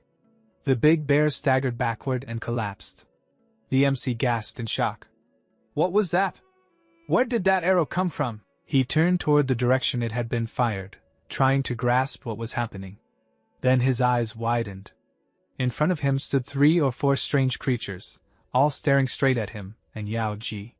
One held a double-bladed sword, another carried a bundle of sharp arrows, and the third one's identity was unclear, hidden in shadow. Both the MC and Yao Ji stood there, completely stunned by what they saw. MC asks nervously, "Darling, who is that?" Yao Ji smiles faintly and says, "They are the natives of this secret area, beings born from dragon blood. You can call them living warriors." MC asks in surprise, "So, are they our friends or enemies?" But before Yao Ji can even answer, a monster shoots 2 arrows at them. Yao Ji sees the arrows coming and, with a swift movement of her sword, blocks both of them midair.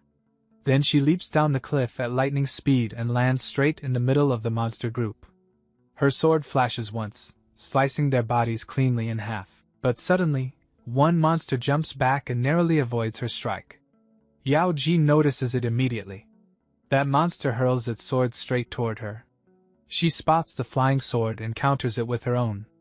As their blades clash, the monster's sword rebounds back and pierces straight through its own neck. The monster falls dead. The battle has only just begun. The sword continues its flight and embeds itself deep into a tree behind. The monster drops lifelessly to the ground. Moments later, MC arrives and looks around in awe. He thinks to himself, "The system didn't react, probably because I didn't kill them myself. It'll only activate when I defeat a monster personally." Thinking that, he walks toward Yao Ji and asks, "Is it true that we can't use internal energy here? Then how did you kill them?" Yao Ji smiles faintly and answers, "I used martial arts techniques."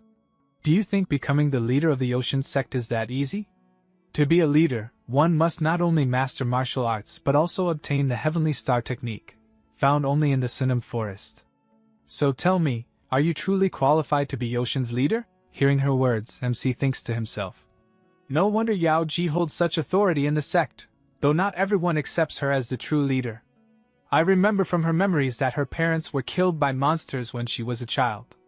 The Yoshin leader saved her and took her in. That leader trained her, taught her techniques, and before dying, passed the position to her. But the sect still hasn't fully recognized her leadership." While MC is lost in thought, Yao Ji suddenly grabs his hand and pulls him toward her. She yanks him behind a tree and covers his mouth with her hand. Then, with a gesture, she signals him to stay silent. MC, standing so close to her, blushes deep red like a tomato. Just then, a few monsters pass by. Fortunately, they don't notice them. Hiding behind the tree, MC and Yao Ji hold their breath, completely silent. When the monsters finally leave, Yao Ji removes her hand from his mouth. MC's face is flushed, a bit of blood trickling from his nose. Yao Ji looks at him and says softly, "Boys will always be boys.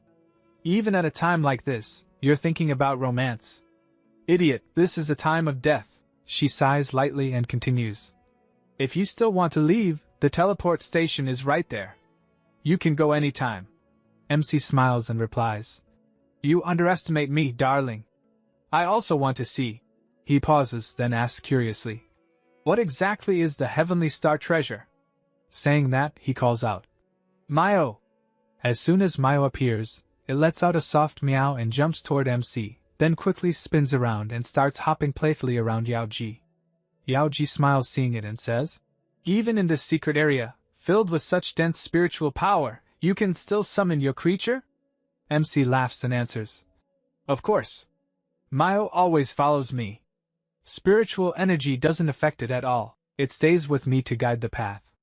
Just as he finishes speaking, something suddenly hits his head. MC yells in pain and turns around. What was that? Yao Ji looks in the same direction with a faint smile. On a nearby cliff stands a mysterious girl staring directly at them. The next moment, Mayo is seen flying in the sky. Its eyes shine golden, and a glowing golden faith sphere floats before it. The scene shifts. MC and Yao Ji are walking deeper into the forest. While walking, MC smiles and says, "See, darling? I told you I'd lead you safely through the dragon blood monsters of this forest. Look how far we've come, and we haven't seen a single dragon yet." Yao Ji replies calmly, "That's only because we're walking the safest path in this area. That's why no danger has appeared." But just as she finishes speaking, a spear shoots up from the ground. Both their eyes widen. MC jumps back in shock, while Yao Ji instantly draws her sword. The air falls silent. The spear whizzes past, heading straight toward Mayo. Moments later, it strikes Mayo from behind. The creature lets out a painful cry, tears welling in its eyes. MC immediately turns toward the source of the attack, and sees 3 giant birds flying, each carrying heavily armored warriors. One of them had thrown that massive spear. It was as large as a javelin. As the spear speeds toward MC and Yao Ji rushes forward without hesitation and slashes her sword, releasing a powerful shockwave. The wave of energy collides with the spear. Boom! The weapon splits cleanly in two. But the shockwave doesn't stop. It shoots straight toward the flying warriors. At that moment, a girl standing atop one of the birds, Tuyen, sees the attack coming. She smiles slightly, leaps gracefully into the air, and blocks the shockwave midair. A massive explosion erupts in the sky. Energy bursts in all directions. As the smoke clears, Tuyen lands gracefully in front of MC and Yao Ji. Behind her stand 2 elite warriors, their eyes locked onto the pair. Tuyen smiles faintly and says, "You two move so slowly. I've been waiting for quite a while." MC and Yao Ji freeze for a moment. MC thinks to himself, "She's a dragon-blooded one, right? Then why does she look so small, like an innocent little girl?" Meanwhile, Tuyen raises her sword with a playful smile. "Listen, lady," she says. "Your sword intent is strong, and the boy beside you isn't bad-looking either. But today's not your lucky day. You'll be fighting me, and when I defeat you, I'll take this boy with me. You'll just stand there and watch." MC's jaw drops. "What the hell?" Yao Ji chuckles lightly and replies, "Listen, little girl, you haven't even grown your lower hair properly yet, and you're already daydreaming about this boy? He's a handful. You wouldn't be able to handle him." Tuyen narrows her eyes and retorts, "We young ones know very well what's good and bad for us. As for you, your charm has already faded. Maybe he doesn't find you interesting anymore." Yao Ji's face turns pale. The air around her sword begins to swirl violently. In the next instant, she unleashes a light speed strike straight at Tuyen. But Tuyen doesn't even flinch. The 2 elite warriors behind her move instantly, at lightning speed, crossing their swords and blocking the energy blast. The forest is engulfed in blinding light. Though they manage to stop Yao Ji's powerful attack, the forest cracks the very cliff they're standing on. Stones crumble, rumbling echoes through the air. Still, Tuyen doesn't show a trace of fear. Her gaze remains locked on Yao Ji. With a faint, amused smile, she says, Interesting, you still have some fight left in you. The two elite warriors then thrust their swords into the ground, and their energy tears open a deep rift between MC and Yao Ji, as if splitting them into separate worlds. Yao Ji glares at Tuyen across the chasm, while Tuyen simply smiles, letting her hair flow freely in the wind. MC looks at the rift ahead and thinks to himself, this is insane, that girl's power is unbelievable. Yao Ji grips her sword tightly and charges toward Tuyen again. As her blade clashes against Tuyen's body, a sharp metal-on-metal sound echoes, startling Yao Ji. She thinks, am I not able to cut through her armor? Even though her sword clearly hit, there isn't a single scratch or wound on Tuyen's body. Tuyen swiftly spins her sword and counterattacks with immense force. Yao Ji gracefully leaps back to dodge and retreats a few steps. Looking at Tuyen, she asks, have you really mastered the Heavenly Star technique? Tuyen replies coldly, don't think that the Heavenly Star technique belongs only to humans. It can be our technique too. It's how we draw you people here. Generation after generation, we've used it to lure and fight your kind. Hearing that, MC grows even more anxious. Yao Ji glances at him and says, MC, leave this place right now. I'll finish this quickly and meet you later. But Tuyen glares angrily and shouts, if he wanted to run, he would have done it already. It's too late now. Saying that, she raises her sword and launches a violent strike at Yao Ji. Yao Ji blocks it with her sword, but Tuyen's strength is terrifying. The impact sends Yao Ji's body sliding across the ground until she crashes hard into a tree behind her. Dust fills the air as Yao Ji struggles to her feet, thinking, this girl is too powerful. I can't even use my spiritual energy here, and her Heavenly Star technique makes her body nearly indestructible. Just then, Yao Ji's eyes widen. MC is now standing in front of her, protecting her. Tuyen smirks and says, just because you look handsome doesn't mean you can protect her. MC replies calmly but firmly, do you really think I'm that weak, that I can't even protect her? Tuyen chuckles. You're cute, I'll give you that. But standing in front of me only means one thing, calling death upon yourself. The next instant, she rushes forward at lightning speed, aiming her fist directly at MC's face. But just before the strike lands, MC activates his system. A bright blue light flashes from his wrist, and in the blink of an eye, a futuristic rifle materializes in his hand. Tuyen's eyes widen in shock. She mutters, what is that thing? MC says nothing. With a cold, focused look, he aims directly at her and pulls the trigger. Boom! The rifle fires an energy field bullet at sonic speed. It pierces through the air and slams into Tuyen's arm. For a brief moment, the entire battlefield freezes. The impact is so strong that Tuyen is thrown backward. One of the warriors behind her screams, Lady Tuyen!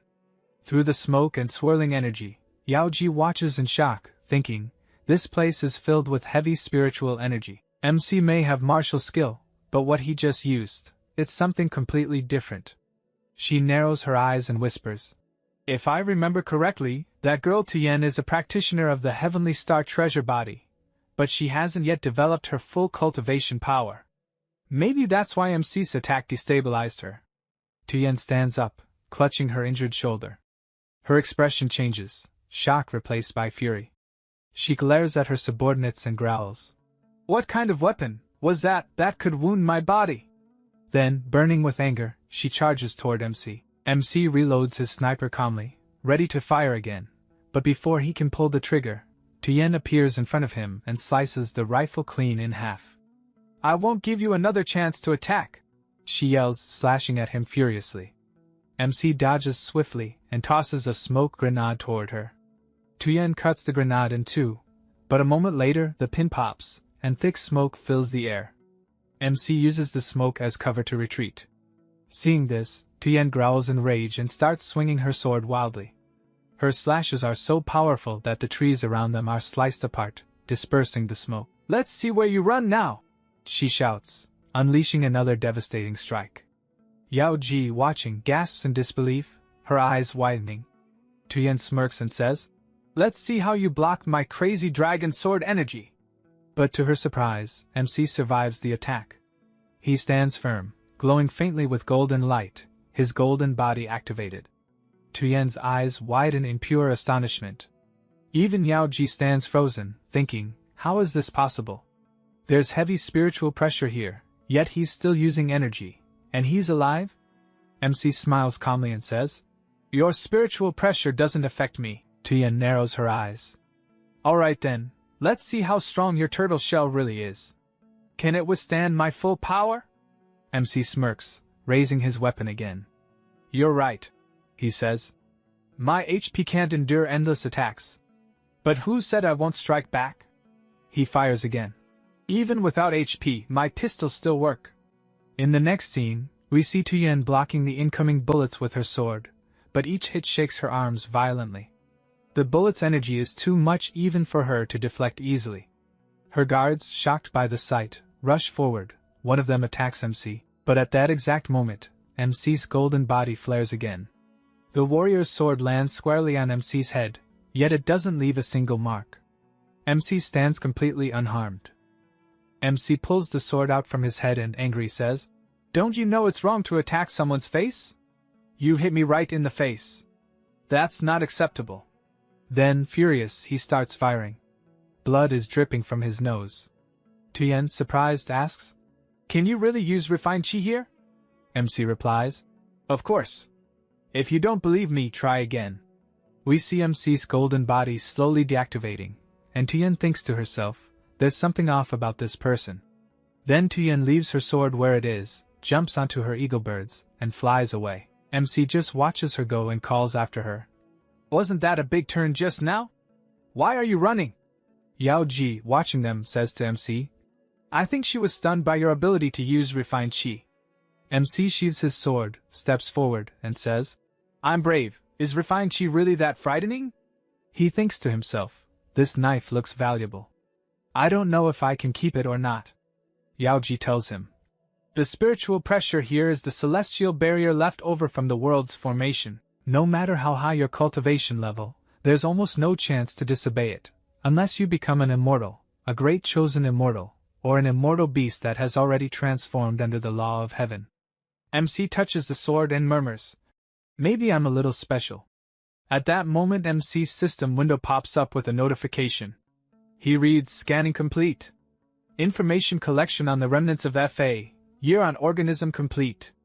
Contribute 1% to research and receive a reward for new biological types. MC feels a surge of energy fill his body and thinks, oh, it even scanned the sword. Mayo approaches MC. He asks, what are you doing here? And wonders aloud, what does ingestible material mean? In the next scene Mayo goes up to the sword, stares at it, opens his large mouth, and tries to eat it. MC yells, hey, you can't eat that! But Mayo licks the whole sword clean within a minute. MC stands there with his mouth hanging open, stunned. He grabs Mayo. His expression is ruined. Yaoji asks from behind, what happened? MC turns and says, nothing. Why are you worried? Nothing at all, Yaoji says. Before they discover our plan, we'll leave Estrella del Cielo. They stand beneath a huge tree. MC smiles and asks, what kind of tree grows so tall? As MC looks at the tree, Yaoji places her hand on it, and a glowing light appears. A golden orb descends from the treetop. Yaoji thinks to herself, this kid is really lucky. Suddenly it's revealed to be a metal star. Just align it with refined chi, she thinks. MC watches the glowing light descend. Yaoji says, I haven't seen a single Dragon Blood clan member on this path. Something's not right. We must hurry and be careful of changes.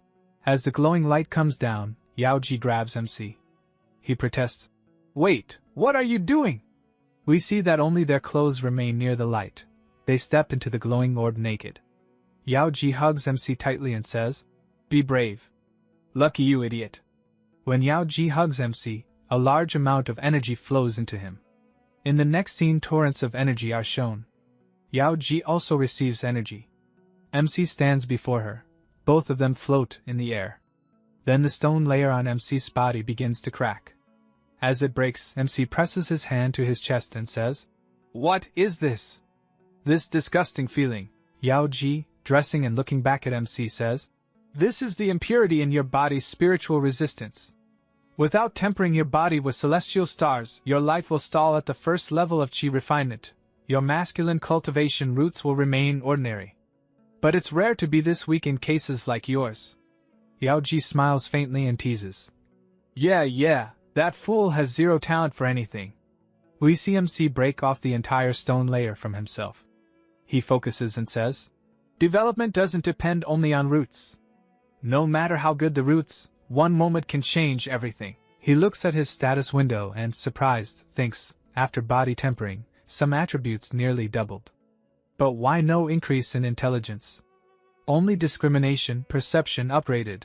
I don't know what effect that will have. Yaoji, looking at MC with mock seriousness, says, for your future practice I'll have to make you a little less handsome. MC smiles. Is it my fault I'm handsome?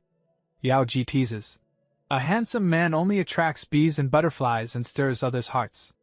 It's for your own good. MC laughs. You're shamelessly sexist. Suddenly the ground cracks and a trap activates beneath them. MC and Yaoji are both caught in a net cage.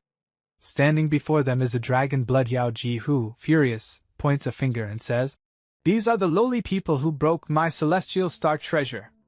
MC makes a funny face and shouts. Oh, don't say that. This could be misunderstood.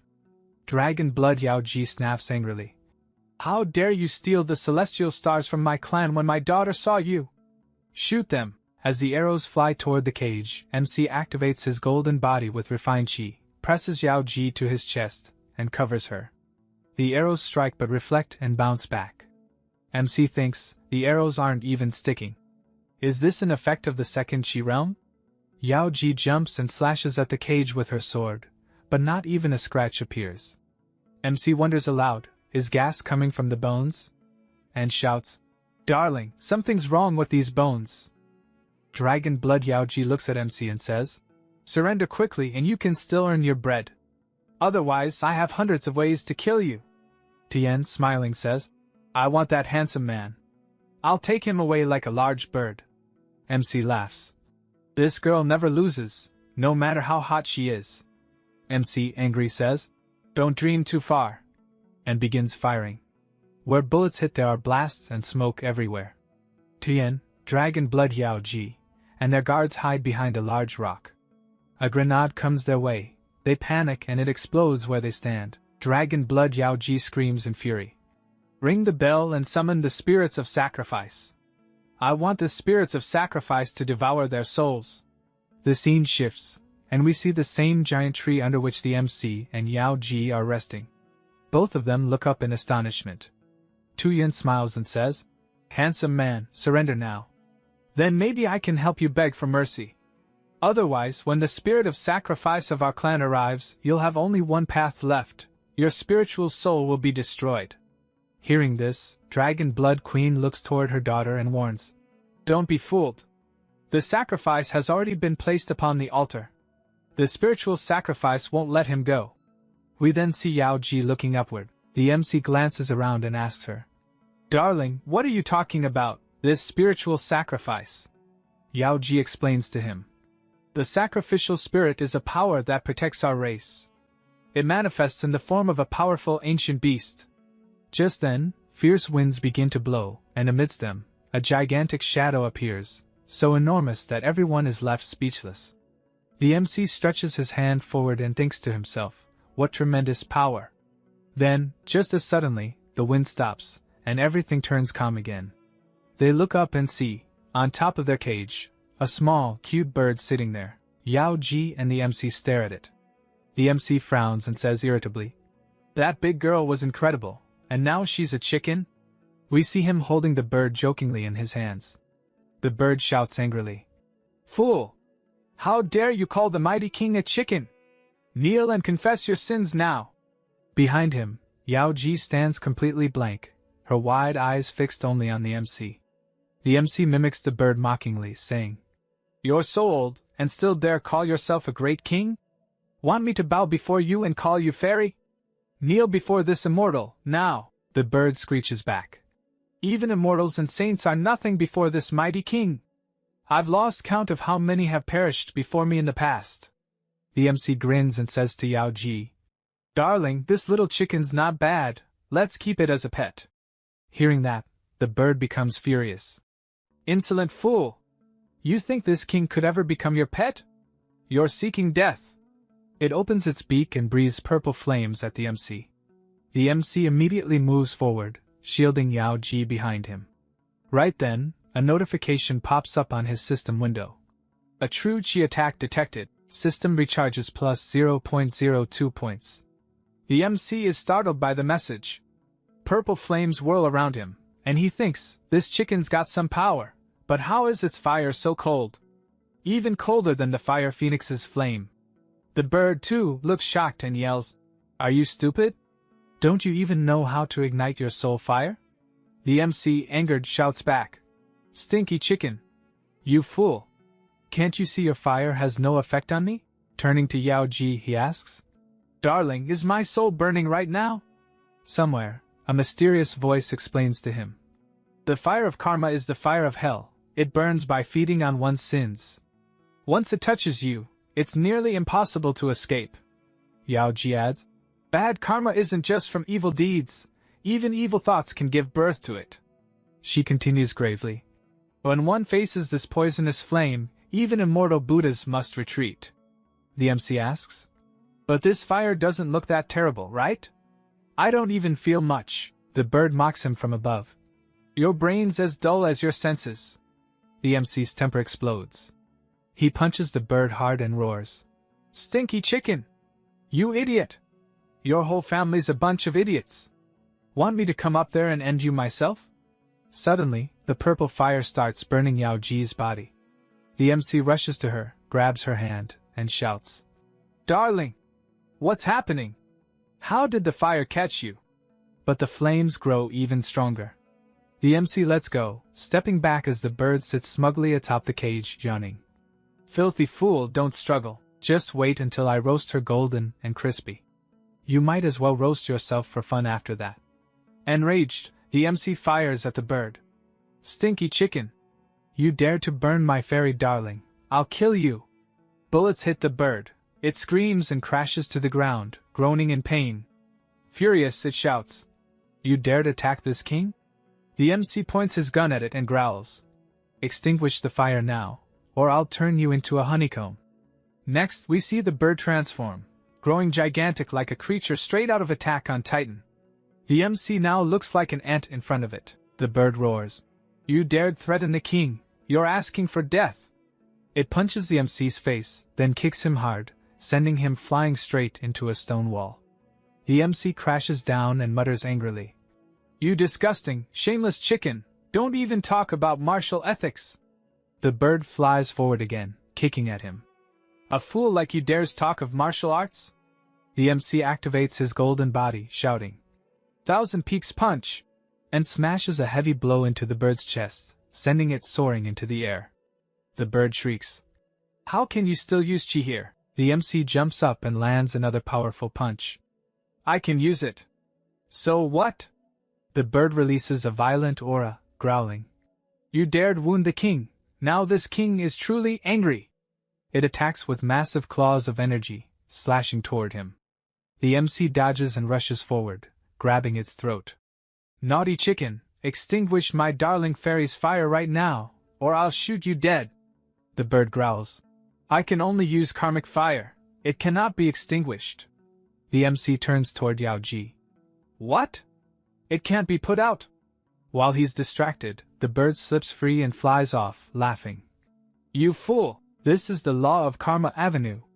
Even the great Lord of Heaven couldn't stop it. The MC glares and starts firing at the fleeing bird, but it dodges the bullets and mocks him. You can't kill me! I'm offended now. The MC clenches his gun and yells. Stinky chicken, get back here! Outside, the bird laughs hysterically. You idiot! You think you've got the skill to fight me out there? The MC prepares his punch and slams it against the cage. The bird scoffs. You stupid fool! That cage is made from sacred dragon bones. You can't even scratch it, and you dare fight the king? We then hear Yao Ji calling. Chun! The MC turns toward her. Darling! We see that the purple fire has completely engulfed Yao Ji. The MC rushes to her side, thinking, what should I do? The system only protects me, it doesn't extinguish others' flames. Meanwhile, the Chicken King smirks. Perfect timing. Soon this king shall dine. Suddenly, Meow Meow appears in front of the MC. The MC thinks, how did he show up? Did eating that sword make him stronger? Pointing to the cage, the MC shouts, Go, Meow Meow! Eat that cage completely! Meow Meow roars fiercely and charges toward it. In the next scene, we see Meow Meow gnawing on the cage. The Chicken King is horrified. Naughty beast! You dare eat the king's cage? Watch my claws! He lunges forward, slashing at Meow Meow, but the ghost tiger dodges easily and continues devouring the cage. The Chicken King attacks again with fire, but the tiger leaps over the flames and pounces directly at him. Behind the MC, the ghost tiger and the Chicken King clash violently. The MC rummages through his secret pocket and thinks, the power of Karma Avenue. This bandage restores blood. It's also a rule of strength. Let's see if it works. He wraps a bit of the bandage around Yaoji's hand and exclaims, Whoa, it's working! Quickly, he covers her entire body with it. Electric sparks begin to crackle from Yaoji's body. Both the ghost tiger and the Chicken King freeze in disbelief, their eyes wide. We see Yaoji fully wrapped in glowing bandages, floating into the air.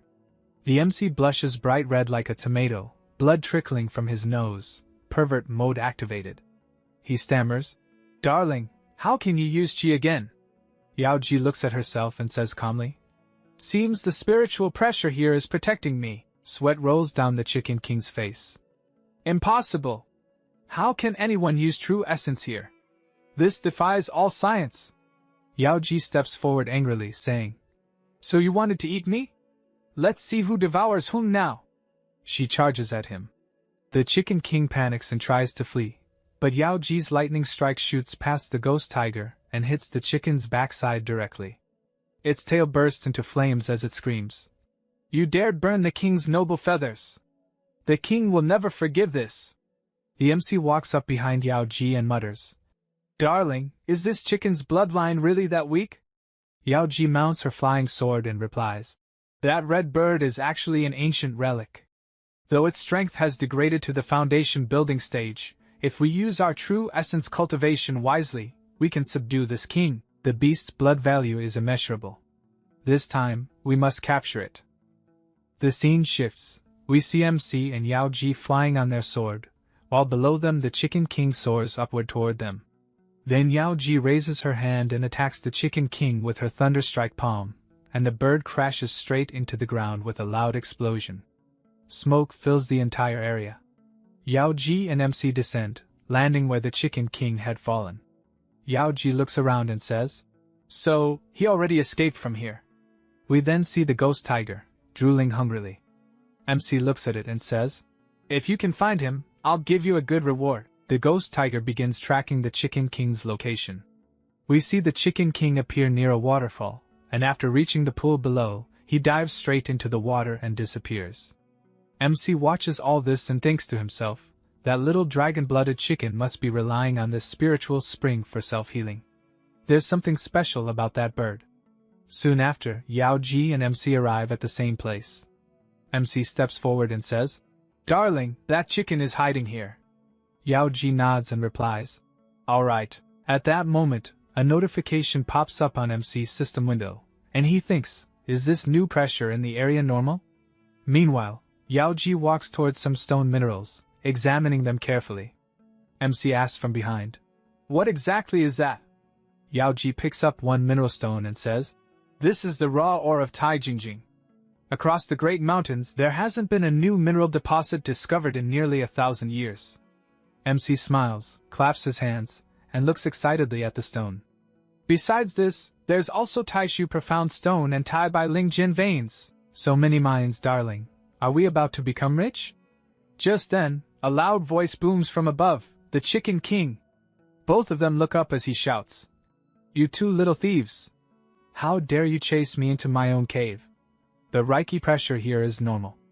Let's see how you fight me now. The Chicken King swoops down and attacks them with his claws. Yaoji immediately draws her thunder sword and counterattacks with a strike of lightning. smoke fills the air again, and through it we glimpse the Chicken King. At the same time, we see Yao Ji standing behind MC. MC activates his golden body and says coldly, "Dirty chicken, I finally found you."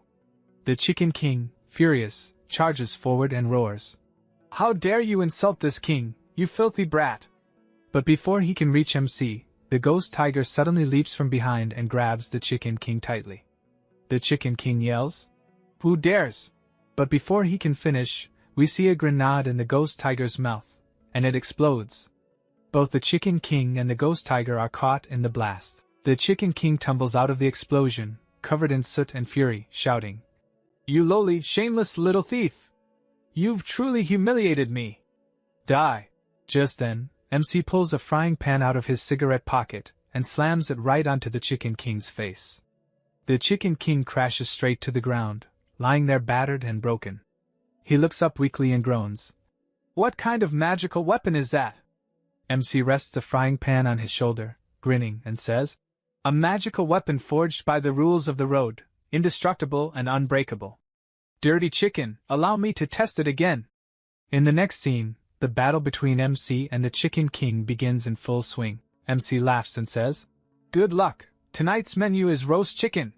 He grabs the Chicken King, smiling wickedly, and says, "Darling, this little chicken's already injured. Why don't we roast it and eat it?" The Chicken King, trembling and pitiful, bursts into tears and cries, "Please! Please don't cook me!" We see the Chicken King, who has been hung upside down by the MC, and at that moment, the Queen says to the MC, "Let him go. He must be an ancient fire attribute relic. I fear you can't roast him with ordinary fire." The MC replies, "Oh, so it can't be cooked in normal fire?" Then he smirks and says, "The 5 elements, water restrains fire. But if the fire doesn't go out, it can still be used to make soup." The MC then places the Chicken King over the flames and starts roasting him, smiling as he says, "Grill slowly, cook it like chicken and eat it up. I'm sure it'll smell delicious." The Chicken King, roasting over the fire, yells, "You stupid, utterly foolish human." The MC grabs him tighter with a devilish grin and says, "Filthy bird, if you don't want to become a joke, then confess, what race are you? Why does the Dragon Blood clan treat you as a spiritual sacrifice?" The Chicken King, eyes wide and screaming, says, "The great king possesses infinite mana. The Dragon Blood clan naturally worships this great king. If they find out what you're doing to me, they won't spare you." The Queen, watching all this, says nothing while the MC smiles and says, "Darling, it's clearly lying. Come on, let's go find some mushrooms." Hearing that, the Queen takes out an enormous furnace and says, "The seed of a primordial legacy is filled with treasures. Eating it directly would be wasteful. Let's refine it into medicine instead. This furnace contains both civilian and military-grade flames. It can refine anything with ease." The MC, shocked at the sight of the giant furnace, says, "Darling, where did you even get something that huge?" The Queen explains, "The storage procedures are unique. Don't you have space equipment too?" The MC smiles wryly and thinks, "I've got a system, not some space ring team." Just then, the Chicken King, seeing an opportunity, escapes from the MC's hands and runs away, shouting, "What do you two want? Do you plan to eat the king or refine the king into medicine?" The Chicken King stops, turns around, and yells, "The king will fight you!" Then he uses his skill, Coercive Impact, against the MC. The MC enters his fighting stance, and the Chicken King, laughing, says, "Two weaklings trying to challenge this king? You're still 10,000 kilometers away from being my match. Even though my kingdom has fallen, with the pressure of God's blood, I can still make you suffer worse than death." We see the MC activate his golden body, shocking the Chicken King, who screams, "Who are you? Why aren't you afraid of the coercion from the bottom of the king's bloodline?" In the next scene, the MC leaps forward toward the Chicken King, saying, "Sorry," and then smashes him in the head with a frying pan, saying, "Your negative spells are useless against someone like me."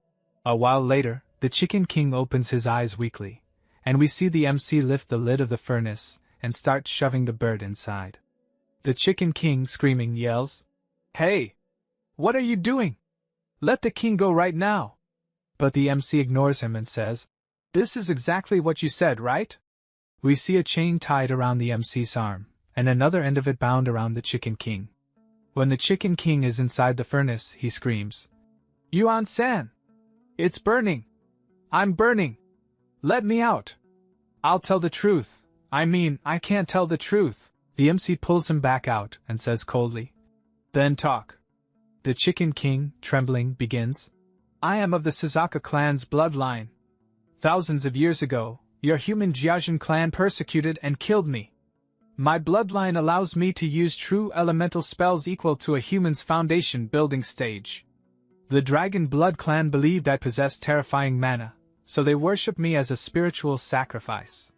Hearing all this, the MC looks at the Queen and asks, "So this chicken turned out to be a parallel import? Darling, is what this filthy bird said true?" The Queen nods and says, "It's just as I suspected. The Suzaka bloodline is extremely precious. Even a single drop can make a genius immortal.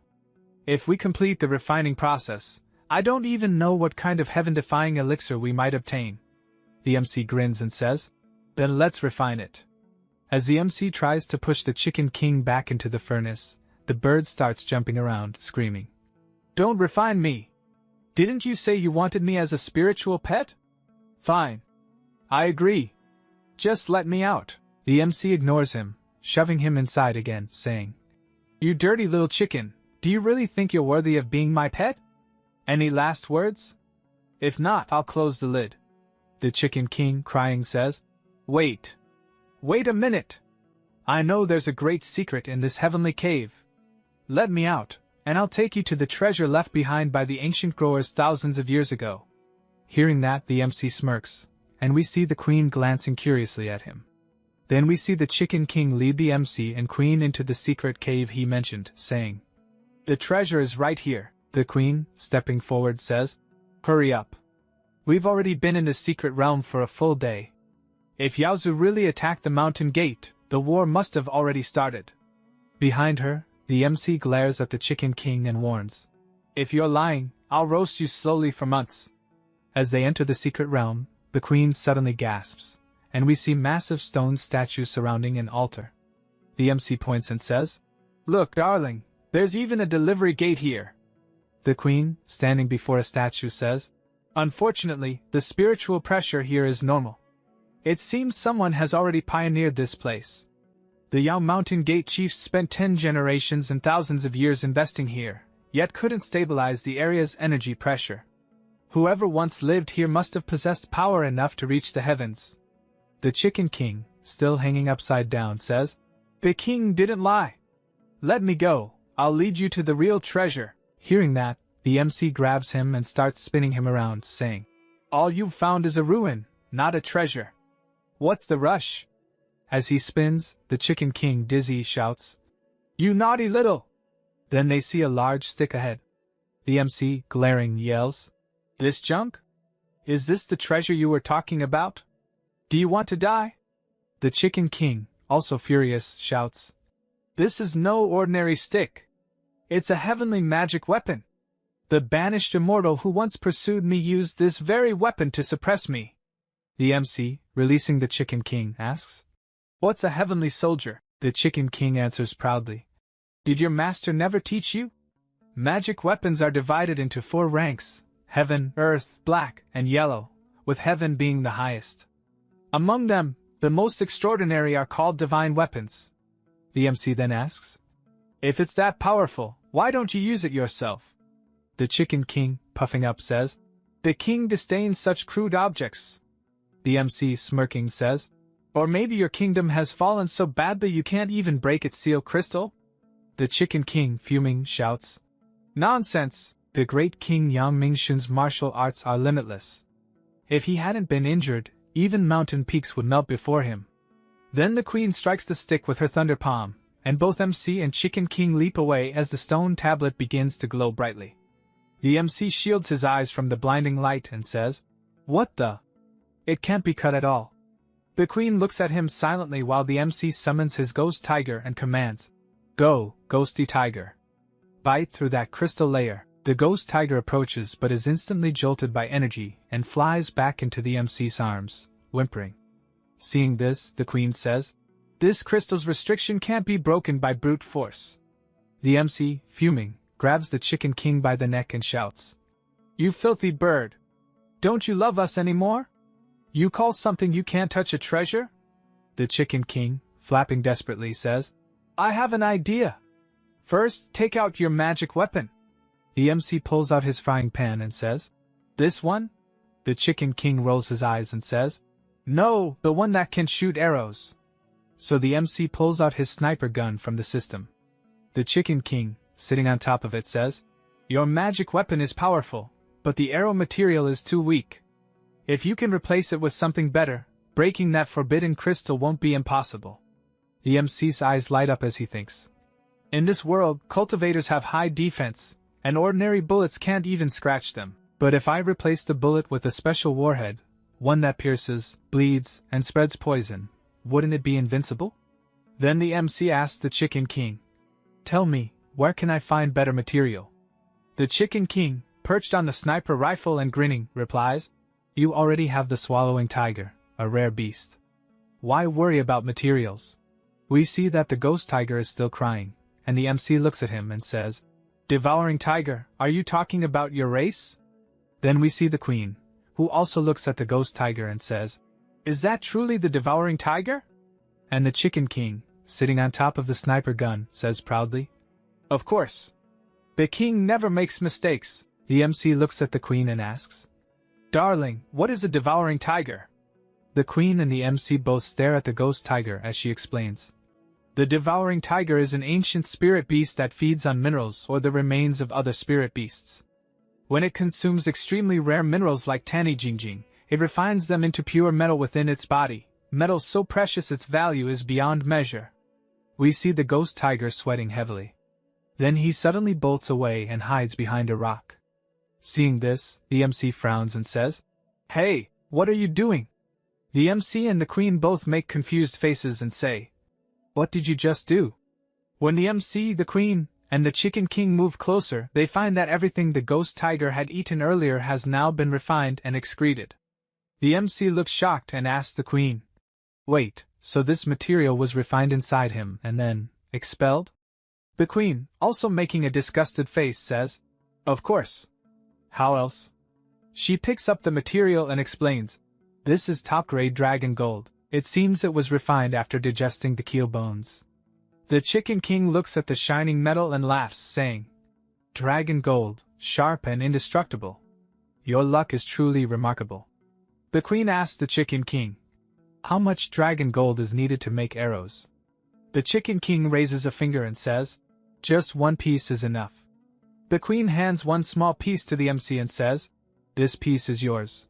Then smiles and stores the rest in her storage ring, saying, "And the rest are mine." The MC takes his piece in hand, smiles, and thinks to himself, "A good refining ability, but in the end, it's still poop."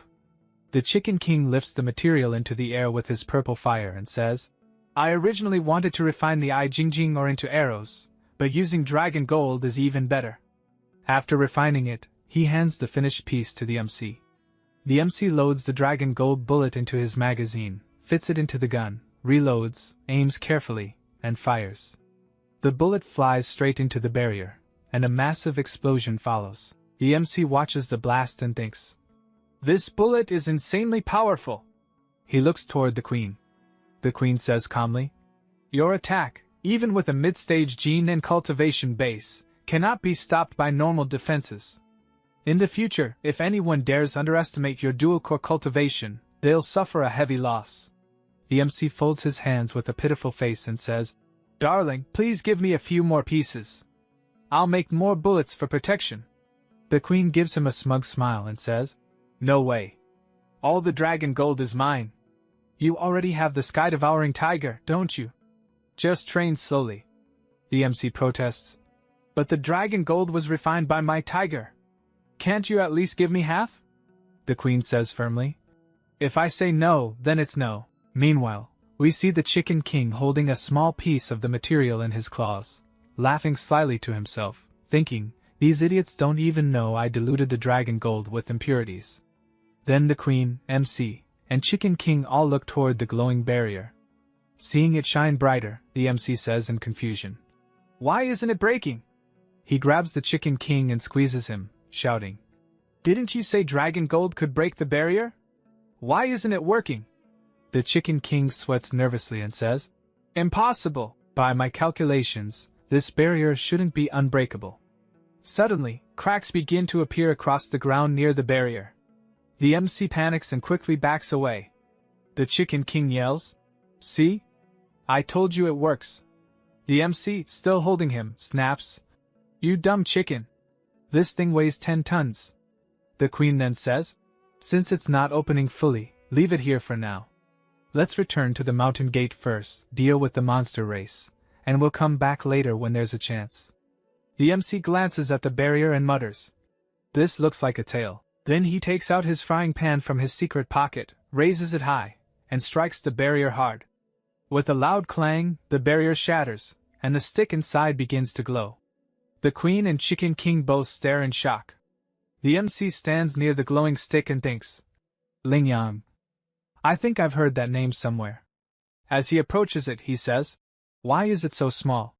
The Queen comes closer and asks, How did you even break the barrier? The MC points at the stick and says, It's basic physics, called Rupert's tears. Internal tension in glass gives fragile objects immense strength, but the glue or base is always the weak point. The Queen nods slightly and reaches out to touch the stick, saying, Heavenly soldiers. But the moment she touches it, she gets a massive electric shock and is thrown back violently. Darling, the MC yells, rushing toward her. The Chicken King flies near the stick and smirks, saying, Heaven-level divine weapons recognize their own masters. Do you common mortals think you can control one? He then touches the stick himself and declares, Dear baby, from today onward I, the king, shall be your lord. But instantly a surge of power blasts him away, slamming him into the ground. As he falls, he mutters weakly, Why would you reject your king?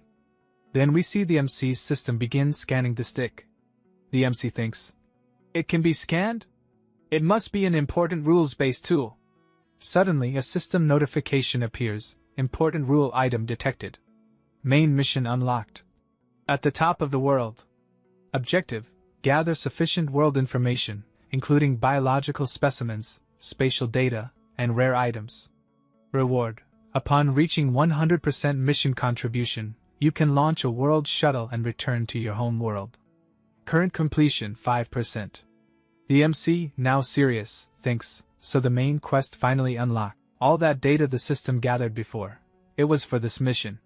Another notification pops up. Main task cannot be paused once initiated. You must complete at least 8% contribution value daily or face punishment. Failure 3 times consecutively will result in character deletion.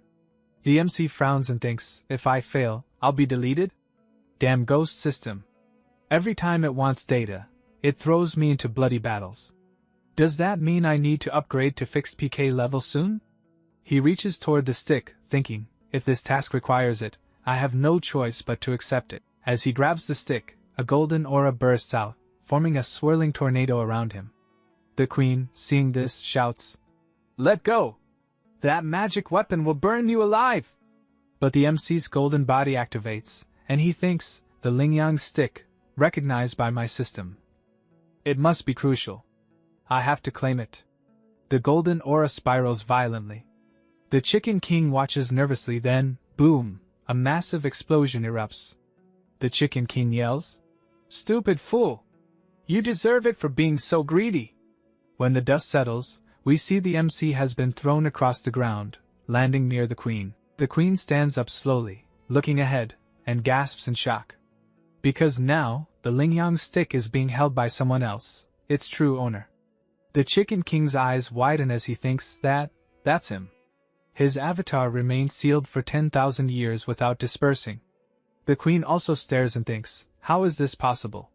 How can a human possess such a terrifying aura?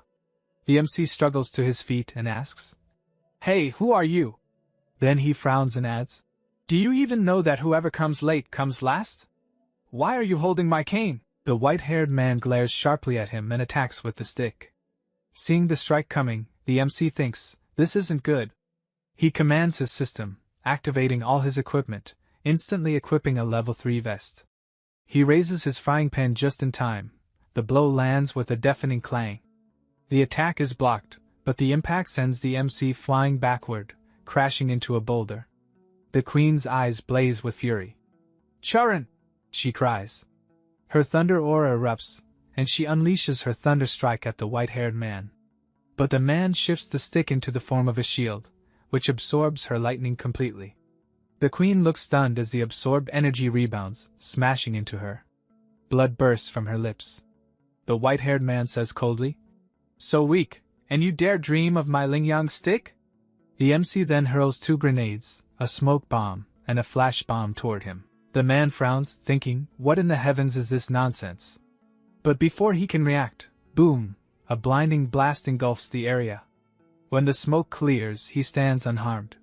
Seizing the moment, the MC grabs the wounded queen and runs, with the Chicken King flapping along behind them.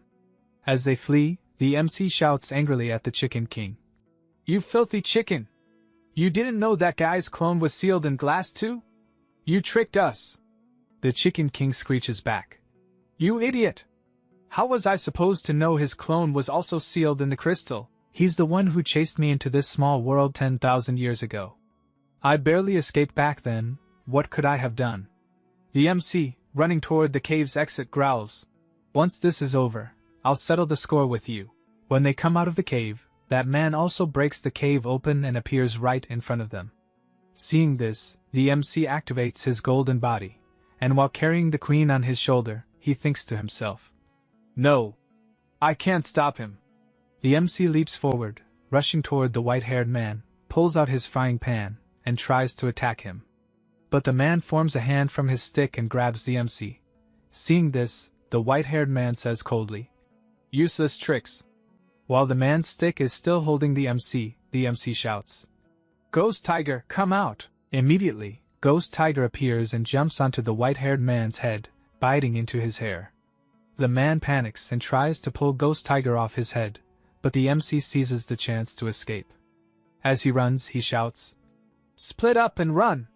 We then see the white-haired man ripping Ghost Tiger off his head and slamming it to the ground, but Ghost Tiger vanishes instantly. The man's forehead now bears bite marks from the tiger's fangs, blood dripping from the wounds. Enraged, he clenches his teeth, and golden wings start forming behind him. Those wings fully unfold, glowing bright gold, and he lifts into the air. Spying the MC and queen fleeing below, he dives after them. Seeing this, the MC panics, his heartbeat races wildly. He turns back and shouts, "Are you here to catch that thing in this world? Then why are you chasing me?" The Chicken King, laughing at him, says mockingly, "You idiot, you're about to be turned into fried chicken yourself." Then the white-haired man points a finger at the MC. A golden laser beam shoots out and pierces straight through the MC's chest, hurling him back until he crashes hard into a tree. The white-haired man glances coldly and says, "I'll kill you later. First, I need to settle accounts with that chicken." Then he flies away. We see the MC lying on the ground, severely injured, while the queen is also in rough shape. She kneels, holding him in her lap, her voice trembling with anger and worry as she says, "Charon, you should have gone alone." The MC, his voice weak and shaking, pulls out a first aid kit and says, "Darling, I think I can still heal." Meanwhile, the white-haired man catches up to the Chicken King and attacks. The Chicken King dodges the blows frantically, but as he turns to flee, the man suddenly appears above him and strikes him hard on the head with his stick. The Chicken King is sent flying, crashing near the MC and queen, smashing deep into the ground. As he struggles to rise, he grunts, "You're not dead yet?" The MC gives him a faint smile, and the queen glances at him too. Then, the queen hands the golden material to the MC. Holding it in his hand, the MC says firmly, "Even if you die, we won't." He adds, "We'll block him for a while. Hurry and make some bullets, or we won't survive this." Just then, the white-haired man appears before them again and says coldly, "You're supposed to be out of combat. You shouldn't be able to fight." The MC quickly pulls out a painkiller and says to the queen, "Darling, take this, it'll temporarily increase your combat power." When the queen swallows the pill, thunder aura bursts out around her. Seeing this, the MC thinks, the stronger the cultivation base, the better the drug's effect. the white-haired man narrows his eyes and says, "A pill that can raise her to half-step dual yuan union strength? No matter, hand me the prescription, and I might spare your lives." The MC and Queen both ready themselves for battle. The MC summons his weapon and retorts, "Do you think we're stupid enough to believe you?" The Queen releases her thunder aura, rising into the air as lightning crackles all around her. Seeing this, the white-haired man sneers, "Even if both of you have Yuan cultivation bases, today, you'll die here." He swings his stick, it extends into a massive pole and lashes out toward the Queen. The MC is shocked by the sheer size of the attack, but the Queen swiftly dodges the strike. When the stick strikes the ground, a massive impact wave erupts, but the MC and the Queen narrowly dodge it. The Queen flies upward on her thunder sword, holding the MC behind her. The MC looks at the explosion below and says, "That's too fierce. If I hit that, I'll be turned into gravy." As they soar through the air, the Chicken King appears from behind, holding a magazine in his hand. He shouts furiously, "You too! You destroyed my heaven and my fortune!" The MC, also enraged, yells back, "Shut up! That pervert will come out any second now. Are the bullets ready?" The Chicken King throws the magazine toward the MC and says, "Time is short. I only made 3. The MC catches the magazine, loads it into his gun, and thinks, "Only 3? Then I'll have to ride this out perfectly." Then we see the Chicken King suddenly freeze, shocked, as the Queen also looks ahead. In front of them stands the white-haired man, having reappeared. The MC turns and sees him too. The Chicken King immediately turns to run and shouts, "Fight first. The king will lead later." But before he can escape, a golden laser beam shoots straight into him. The Queen and MC both panic as they watch the Chicken King crash down from the sky, smashing into the ground below. The attacker, of course, is none other than the white-haired man, his stick now glowing with power, fused into that attack. Seeing this, the MC thinks, "That Ling Yang stick is so strong, it can amplify that pervert's body power to this level." The man then removes a sticky golden layer from his hand, it turns into liquid, and new wings of light form again behind him. He says coldly, "If you want to survive, surrender the prescription." The MC glances toward the Queen and says, "Darling, this guy's cruel, and this time, he's serious." At that moment, the Queen grabs the MC's waist with her blue cloth, pulls his hand into hers, and draws him closer behind her. Holding his hand tightly, she says, "Then let's fight together." The MC nods, aims his gun, while behind him, the Queen channels her aura into the weapon. Meanwhile, we see the Chicken King lying on the ground, surprisingly unharmed. He stands up and says, "Luckily, I collected dragon gold to forge this shield, otherwise, I'd be fried." He looks up and sees a brilliant light in the sky. His eyes widen, and panic fills his face. For above, the bullet filled with the Queen's thunder aura hits the white-haired man directly. A massive surge of energy and aura bursts out. The Chicken King, frightened, starts running and shouts, "Good boy! What a blind dog, you've got to play first," said the king. The MC and Queen are still on the thunder sword, the MC still aiming his gun. When the smoke clears, the white-haired man is completely unharmed. He had formed a golden shield with his wings, and as he lowers it, not a single scratch marks his body. The MC stares in disbelief, thinking, "How is that possible? Can't we move him even together?" The white-haired man's anger boils over. He roars, "You too will die today!" The MC and Queen quickly flee. The Queen says as they run, "There's no spiritual pressure here.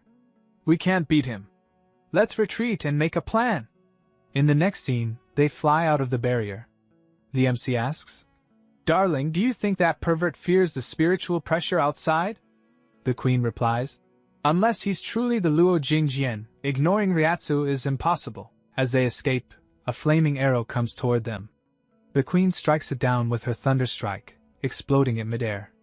The MC gasps, "Darling! What was that?" Then, the Dragon Blood Queen's army arrives. The Dragon Blood Queen, standing proudly atop a giant eagle, declares, "They have angered the spirits of sacrifice. They trespassed into the Forbidden Land and killed without mercy." The Queen frowns and says, "You're creating problems at the worst possible time." The two queens, The Queen and the Dragon Blood Queen face each other. The Queen lifts the MC and launches a thunderstrike attack toward them. All of the Dragon Blood Queen's giant birds are struck down and burned to ashes, crashing to the ground. At that exact moment, the white-haired man also breaks through the shield and reappears. Seeing this, the MC says, "Darling, he's not afraid of the spiritual pressure. He's still chasing us." Without wasting a second, the white-haired man attacks the MC and Queen with his stick. As the massive strike comes toward them, the MC activates his golden body, raises his frying pan, and shouts, "Damn it! I don't even have money to buy armor. I can't take this hit." But before he can act, the Queen pushes him aside and slashes the incoming stick with her thunder sword. A massive blast erupts, blood sprays from the Queen's mouth as the impact knocks her back, and the stick spins violently in the air. The white-haired man recalls his stick to his hand and lands on the ground. In front of him now stand the Dragon Blood Queen and her army. The Dragon Blood Queen looks at him and says, "Are you the main body of our spirit of sacrifice? Thank you for helping us defeat the intruders." The white-haired man frowns inwardly and thinks, "Main body of the spirit of sacrifice? What are they talking about?" But he smiles and replies, "Yes, I am your spirit of sacrifice. Those invaders are seriously injured. Go find them." The Dragon Blood Queen nods and orders her troops, "Go! Find them!" Then the white-haired man walks closer to her and asks, "Where is your tribe? Show me." Meanwhile, the Chicken King, hiding behind a rock, thinks to himself, "Damn it, that's just a clone. The main body must be just a strand of hair. And he dares to act like a king?" His face twists with fury. "These drags, how dare they? If that cruel clone wipes out the clan, where will I even find food?" He rushes toward the forest, where the MC and Queen had fallen. As he runs, he mutters, "Looks like I can't rely on those two idiots anymore." The Chicken King finally reaches the spot where the MC and Queen had crashed. Seeing them, he thinks, "These two weak chickens, not good enough." We then see the Queen lying beneath the MC on top of her, both unconscious. The Chicken King realizes that the others are coming to search for them, so he enlarges his body, picks them both up, and carries them away. As he flies off, he thinks, "In the end, to save those who trusted the king himself must step in." Then we see the next scene after a while. Flames are burning beneath a furnace, and inside it, within a pool of green liquid, the MC is submerged. The MC opens his eyes, gasps for air as he emerges, and sees that the Chicken King is pouring green liquid on him with a spoon. The MC, furious, shouts, "Filthy chicken! How dare you try to burn me?" The Chicken King, equally angry, replies, "You filthy idiot! The king saved you. I wasted the Linquan spirit liquid to heal your wounds, and you still dare to shout like that." Then the MC looks around and says, Darling! Darling! Where are you?" He notices bubbles rising from the liquid, and then we see the Queen slowly emerge. The MC rushes forward and says, "Darling! How are you now?" He notices a deep wound on the Queen's chest. From behind, the Chicken King explains, "She was injured twice by the Lingyang stick. Zenli entered her wound and destroyed her vitality, preventing it from healing. Now, even the Linquan can no longer suppress the wound, and her body will soon collapse." The MC quickly tries to purchase a first aid kit from his system, but a notification appears, insufficient points. Cannot be purchased. Smart point balance, 138. The MC thinks to himself, "Worse, I've been using too much. I don't even have money left to buy medicine." He then glances at the Chicken King and thinks, "Although it's not kind, there's only one way left." The MC looks at him and says, "Brother Chicken, do you want to discuss something?" The Chicken King frowns. "What are you planning to do?" The MC points his finger elsewhere and says, "Oh look, that beast is over there." The Chicken King turns. "Where? Where is it?" And just as he looks away, the MC smacks him with a frying pan. "Brother Chicken, sorry," the MC says, "but I'll borrow a few drops of your blood for use." We see drops of the Chicken King's blood in the frying pan. The MC commands his system, "Scan these blood drops." After scanning, the system replies, "Advanced Biological Genetics scanning complete. Main task completion increased by 18%. Rewards issued.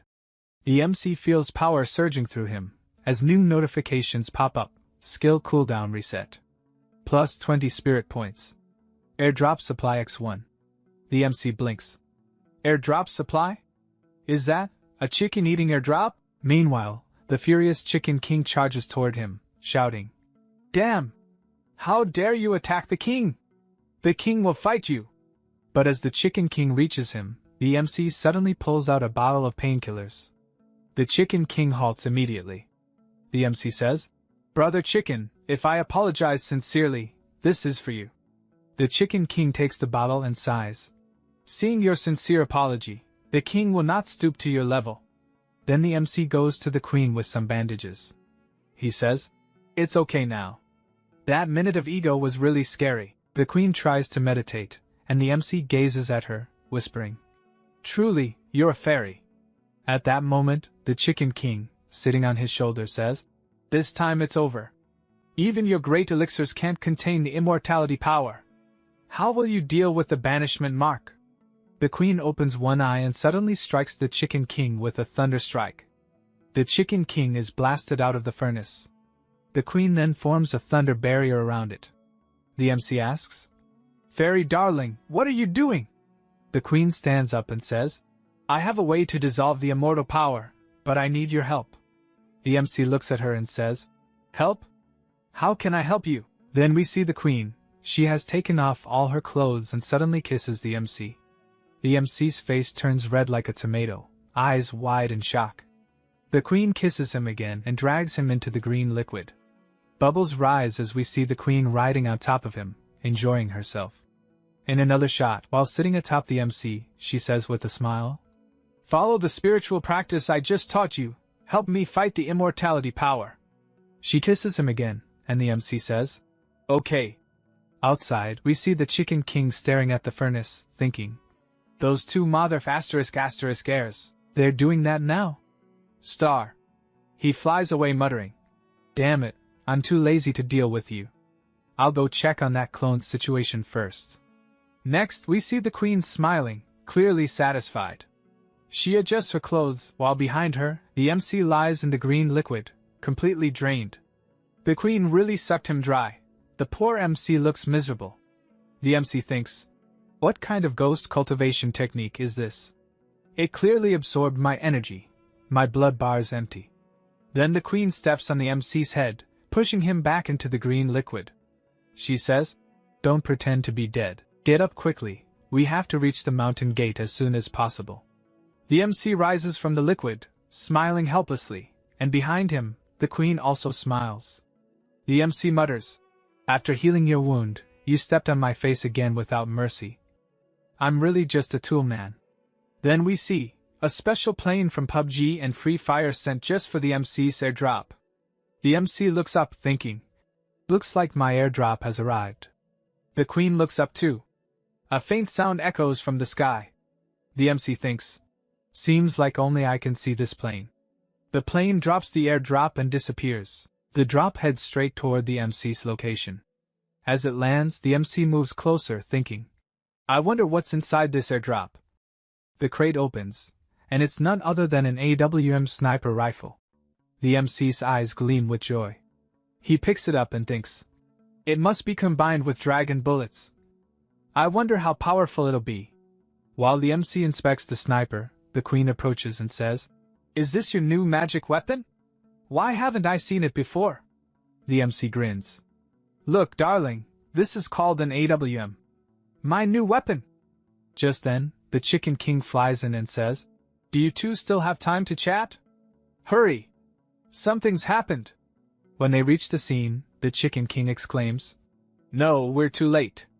All they find are corpses of the Dragon Clan.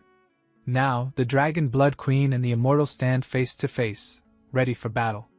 The MC thinks, "Is the Queen and that girl still alive?" Lying on a cliff, he asks the Chicken King, "Why does that pervert want to kill the Dragon Blood people?" The Chicken King replies, "He wants to force open your portal through an immortality blood sacrifice. That's why he's killing them." The MC asks the Queen, "Darling, those Dragon Blood people are enemies too, right? No need to save them?" The Queen replies, The Dragon Blood clan is still in second place. If they damage the portal, we won't be able to escape. After destroying that pervert, we'll deal with the Dragon Bloods next. Meanwhile, we see the Dragon Blood Queen attacking the Immortal, shouting to her daughter. Run! Get away from here! Her daughter flees, crying. The Immortal sneers. None of you will leave alive! He swings his staff, wings emerge from it, and he soars into the air, chasing after the girl. The MC sees this and smiles slyly, thinking, good, an opportunity. I must ride this one. Behind him, the Queen injects her thunder aura into the MC's body, which flows directly into the sniper gun.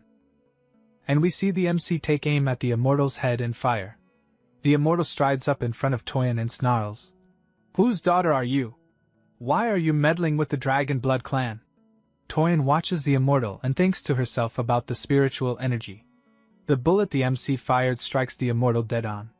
From behind, the Chicken King shouts. What happened? Did you kill him?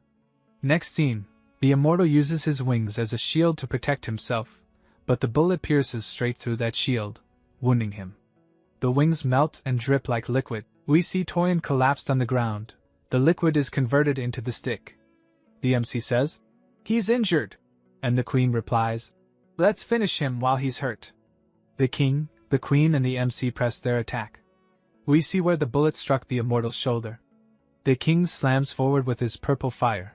The Queen follows with a thunder strike. Still, the Immortal is unfazed. He releases a golden aura that knocks the three of them hard back. The King lies sprawled on the ground. As the MC looks up at that golden light, a system notification pops up. Spiritual pressure normalized. Recharging halted. The King, sitting on the MC's head, mutters, this is bad. He used an enchantment to balance the spiritual pressure here. It's to force the blood sacrifice. The golden energy spreads through the mountain, and the souls of the slaughtered Dragon Clan are pulled into that golden light. The MC says, only one bullet left. Its side is glowing bright enough to aim. The King warns, don't let him complete the blood sacrifice. His strength will skyrocket. The MC nods. This is true immortal power. It could shake the world. We're finished if he succeeds. The Queen, vaulting onto her thunder sword, calls out, I'll buy time. You think of another way. She commands the swords in the air with her thunder, and the entire sword formation lifts and rushes toward the golden aura. The Immortal casually stops those swords with a single gesture and sneers. You're only half-step, yet you use spiritual energy. Can you really use profound formations? With his golden energy he shreds the flying swords to scrap. They collapse, tearing up the land below. The MC frantically searches for the Queen. Darling! Darling, where are you? When he sees her, he's horrified. A piece of a sword is lodged in her chest. He sprints to her, shouting, Don't die! I'll bandage you! As he reaches the Queen she screams, Look behind you! The MC turns, the Immortal lunges and drives a blade into the MC's belly, flinging him into a rock. The Queen shouts, and the Immortal coldly orders, Stop fighting! Before Zenli, you're just ants. But the MC does not hit the rock. He collides with the King, who had enlarged himself and saved the MC by taking the blow. The MC gasps. Why are you here? The King snaps. You filthy idiot. If this King hadn't helped, you'd be dust already.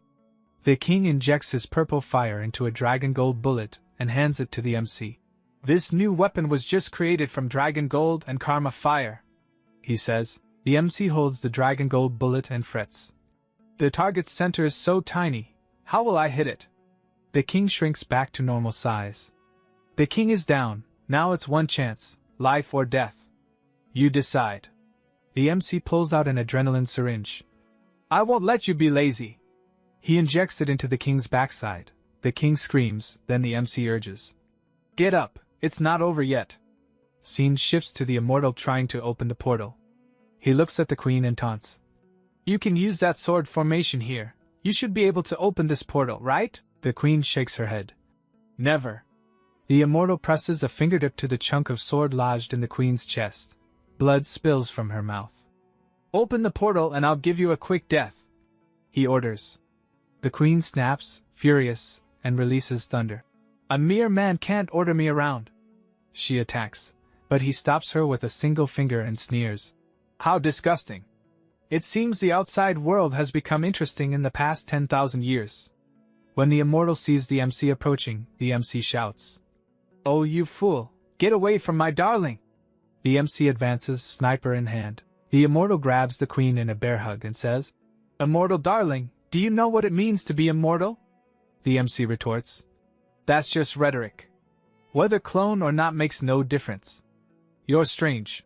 Are you AI or remotely controlled?" Enraged, the immortal snaps, "Do you have your own thoughts?"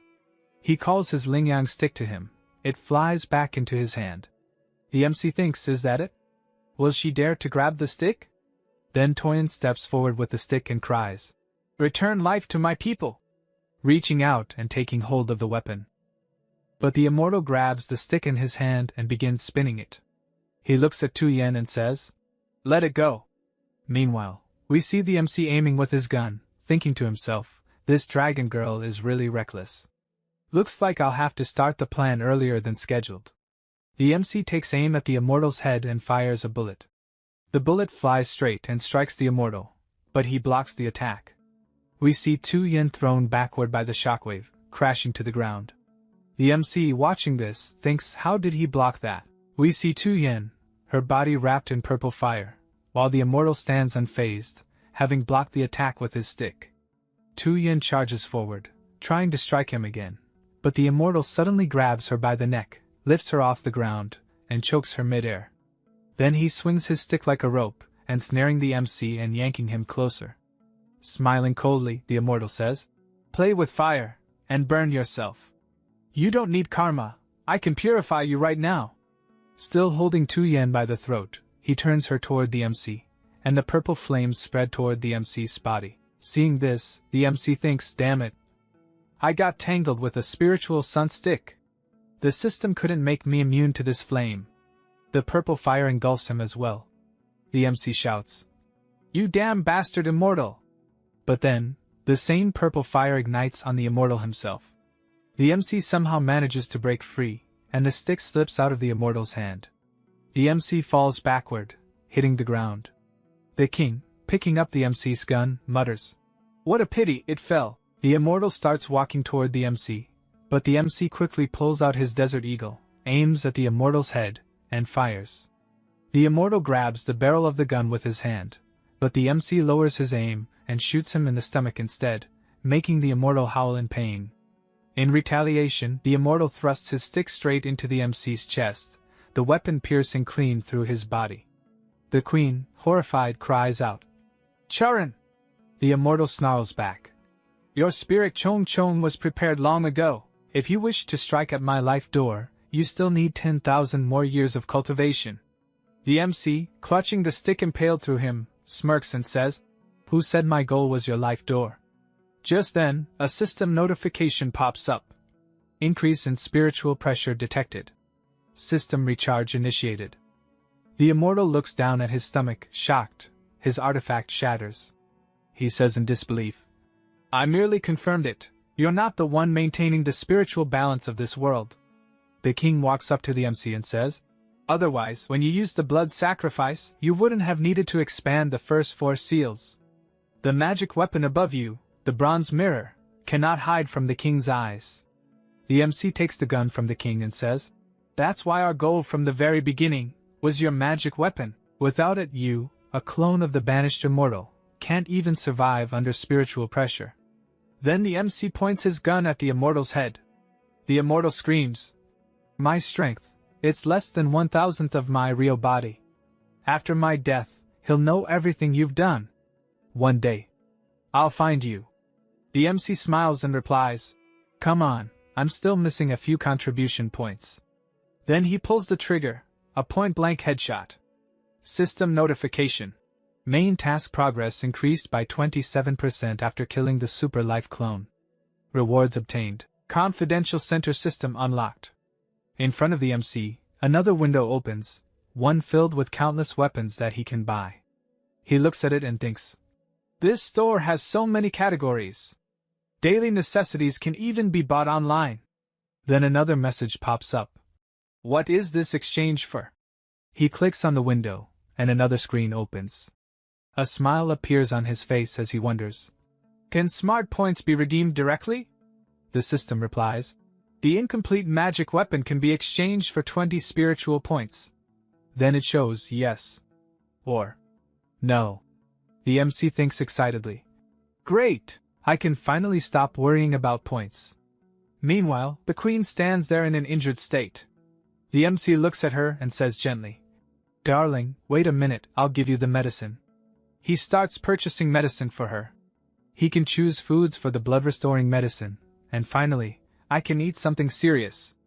The queen watches his actions curiously, and the Chicken King is completely clueless because only he can see the system.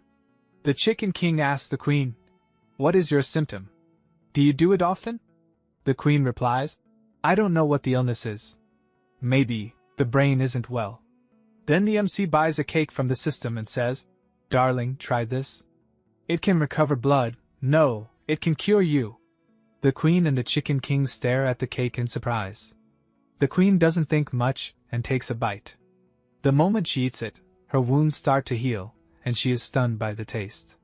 She thinks, Is there anything so delicious? The Chicken King exclaims, Is it delicious? Give me a taste. But before he can move, the MC grabs him by the neck and says coldly, That's for my darling. What are you holding? The Chicken King protests. The king risked his life to help you kill that pervert, and you won't even give me a healing medicine? Just then, boom, a huge explosion shakes the ground, and a bright light shoots up into the sky. Everyone turns in shock. What happened? They cry out. The Chicken King explains. After the avatar dies, the information is passed to the ontology. This is the power of true immortals. Even world barriers can't stop it. The MC frowns and says, In other words, if the clone hadn't bragged, would his real body really know I killed him? The Chicken King nods gravely. Of course. That banished immortal once had the power of the realm of annihilation. If he finds you, you're dead, the MC shouts angrily. Do you think you can run? We killed him together. The Chicken King retorts. As long as the king recovers his strength, even if he comes, I'm not afraid. You should be worrying about yourself. But then, a sword falls to the ground. Everyone turns around and sees the Dragonblood Queen, gravely injured, holding her dying daughter in her arms. Tu Yan's body burns with purple flames as the Dragonblood Queen pleads. Please save my daughter. The queen replies coldly. She's been burned by fire for too long. Her soul is almost gone. No one can save her, the Dragonblood Queen begs. She can't be cured here. Please take her to the outside world. I know the outside world is much wider. Someone there must be able to save her. The MC looks at Tu Yan's dying form and feels pity. An idea flashes in his mind. He leans close to the queen's ear and whispers, Darling, there's a great amount of resources here. If you can conquer the Dragonblood tribe, it'll be of great benefit. Following his suggestion, the queen says coldly to the Dragonblood Queen, I have no reason to save her. Our clans have slaughtered each other endlessly. A single act of kindness won't erase that. Instead of creating future trouble, it's better to hold to principle. Hearing those words, the Dragonblood Queen instantly understands what she means. To save her daughter's life, she says solemnly, as long as you are willing to save my daughter, I am willing to take a poison oath on behalf of my whole clan. To serve you for generations to come, and never betray. Then, the Dragonblood Queen kneels and submits herself before the queen. Now, perhaps Tu Yan's life can still be saved, because the MC's system holds countless life-saving medicines. The queen walks up to the MC and says, If you want to save her, the last word is yours. The dragon girl seems to like you a lot. You saved her life. What do you plan to do with her, and her mother? The MC, completely flustered, thinks to himself, mother and daughter? What kind of tiger and wolf situation is this? Then the MC walks toward the Dragonblood Queen, stretches out his hand, and says, We can't do anything here. But if we go back, there's a possibility we can save her. We see that the MC has already covered Toyin with bandages, while the queen silently watches from behind. The MC says, Well, the karma fire has been extinguished. However, her spirit is severely damaged. We'll have to take her outside and find a way to cure her. The Dragon Blood Queen whistles sharply, and 3 giant eagle-like birds descend from the sky. The MC and the Queen both look up, and we see that the Dragon Blood Queen has brought out numerous artifacts and materials. Seeing this, the MC's eyes sparkle with excitement. The Dragon Blood Queen gestures toward the items and says, "These gifts are trivial. Once my daughter recovers, you may take whatever you want from my clan." As the MC gazes at the pile of rare materials before him, countless system notifications begin popping up in his mind. Seeing this, the MC thinks to himself, "With all these points, I can skip grinding. I'm going to be rich." But the Queen stores all the items into her storage ring and says, "I'll keep these for you first. Time is running late. We must reach the mountain gate quickly." The MC just stands there, watching them disappear, and mutters, "Darling, what was all that?" Then the Queen turns and asks the MC, "What's this? Do you really think you can take all these things?" We see the MC suddenly start crying like a child. As he looks back while sobbing, he spots the same immortal staff being carried away by the king, who's trying to escape. The MC rushes toward him, grabs the staff, and says, "What's this? Can you really take so many things?" The king turns around, shocked, and says, "The king almost lost his life fighting for this. This Lingyang staff is mine." The MC replies, "Brother Chicken, you're not very generous. You could have just told me from the start that this Lingyang staff was meant for me." The king frowns and says, "You want the Lingyang staff? Then don't talk until you take this king out of this world." The MC laughs and says, "Brother, you've been here for 10,000 years. The outside world's waters run deep. You won't be able to swim there. It's better to just feed some people here instead. Stay here, open a few mines maybe. I'll visit you often and even arrange a way for you to earn more." The king sighs and says, "You think too much. Leave the Lingyang staff." The MC hugs the king tightly, while the Queen, growing angry, snaps, "Are you two done yet?" Then the scene shifts to the Lushan Gate Square. The portal of the gate begins to open, and we see the MC, the Queen, and the king step out. Toyin lies unconscious in the MC's arms. Looking up, the MC says, "Are all the Lushan disciples turtle-headed cowards? Why don't they dare to go to war?" All the disciples standing there immediately bow to the Queen. The Queen asks one of them, "What's the current situation?" The disciple replies, "Report. The demons have been attacking for 3 days straight. The major regiment sent for reinforcements several times, but they all fell and never returned. Now the demons are continuing to assault the mountain guard matrix. It can barely hold." The MC hands Toyin to a disciple and says, "Take care of her." Then, lifting his sniper gun, he adds, "As for the district's demons, we'll handle them ourselves." We see a giant snake approaching the barrier. Elder Hong and Elder Bai rush outside the barrier to fight it. Seeing this, a disciple shouts, "Look, the Fire Elders." The Fire Elders are outside the gate. The Great Lushan Gate is saved. The MC and the Queen also look up, watching as both elders emerge beyond the barrier. The MC says, "Oh, Sister Honorary Immortal, you returned before even going to battle? Afraid someone might steal your credit?" The MC and the king step aside as the Queen prepares to leave, saying, "I'm going to separate the mountain guard. Act when you see an opportunity." Then the two elders face the giant snake outside the barrier. Elder Bai prepares her dark flame attack and says, "Demons daring to attack Lushan Gate, today is your death day." She unleashes her dark flame dragon toward the snake. Ping, seeing the attack coming, smirks and says, "So there really isn't anyone at Lushan Gate with enough strength to fight me." She commands her snake, which channels the attack through its tail and redirects it back toward the two elders. The blast sends them flying. Elder Bai says, "That demon took my fire attack, but wasn't even hurt." Elder Hong looks at her master and says, "Master, how will you fight her?" Her master replies, "Look at her, she's a demon. I'll handle her." Elder Bai charges forward again, but Ping uses her skill. O'Neill heaven and earth. A massive snake girl figure manifests behind her. Ping sneers, "Flies buzzing everywhere, how annoying." The figure lunges at Elder Bai, and the elder panics as the attack slams her back, sending her crashing to the ground.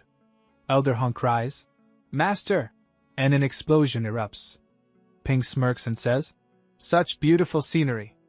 Thousands of years ago, Lushan Gate looked so magnificent, yet only this pathetic miscellaneous fish could force me out. Seems there's no reason for Lushan Gate to exist anymore." The figure attacks the barrier, shattering it. All the disciples panic, shouting, "Look! The mountain guard is broken! The matrix is failing! The mountain gate's eyes are cracking! The demons are coming! What do we do?" Ping commands her army, "Enter the little Lushan Gate and kill them all." But suddenly, a purple fire blast strikes the giant snake, setting it ablaze. Ping's eyes widen. "Soul fire?"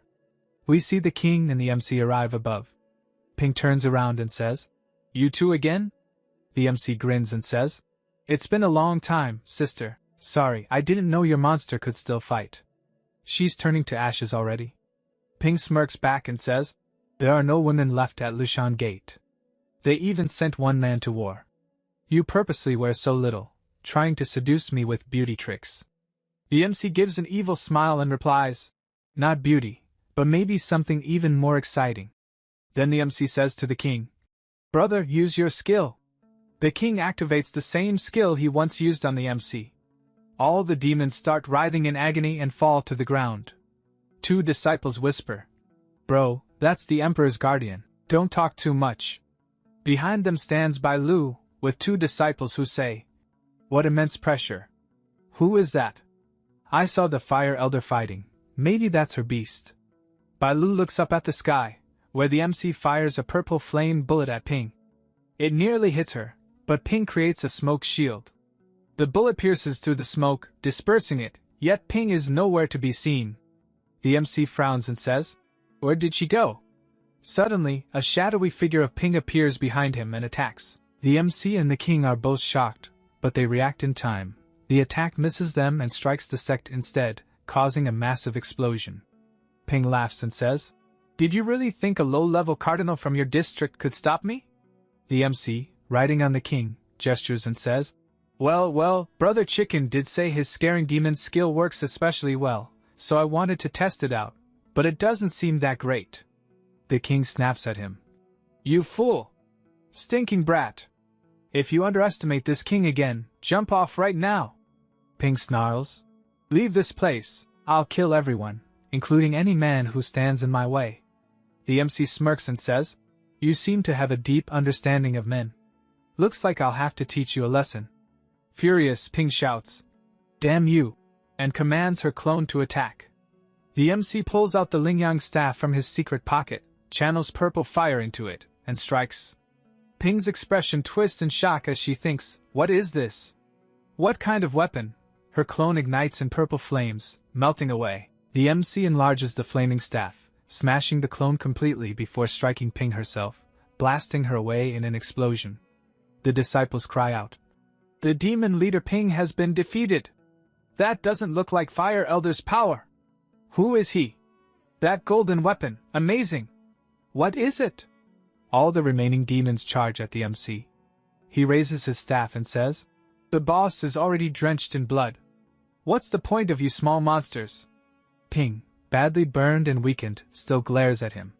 The MC grips the Lingyang staff tightly and smirks. "So, sister, still want to fight?" We see Ping still smiling as she says, "I underestimated you. I didn't expect such an extraordinary flower to bloom from Yao Mountain Gate, an ancient three-tier school like yours." The MC replies to Ping, "Maybe for me, soon Yao Mountain Gate will be one of the top sections." Ping says to the MC, "On a large scale, Yao has always treated men like disposable ovens, never as true male disciples.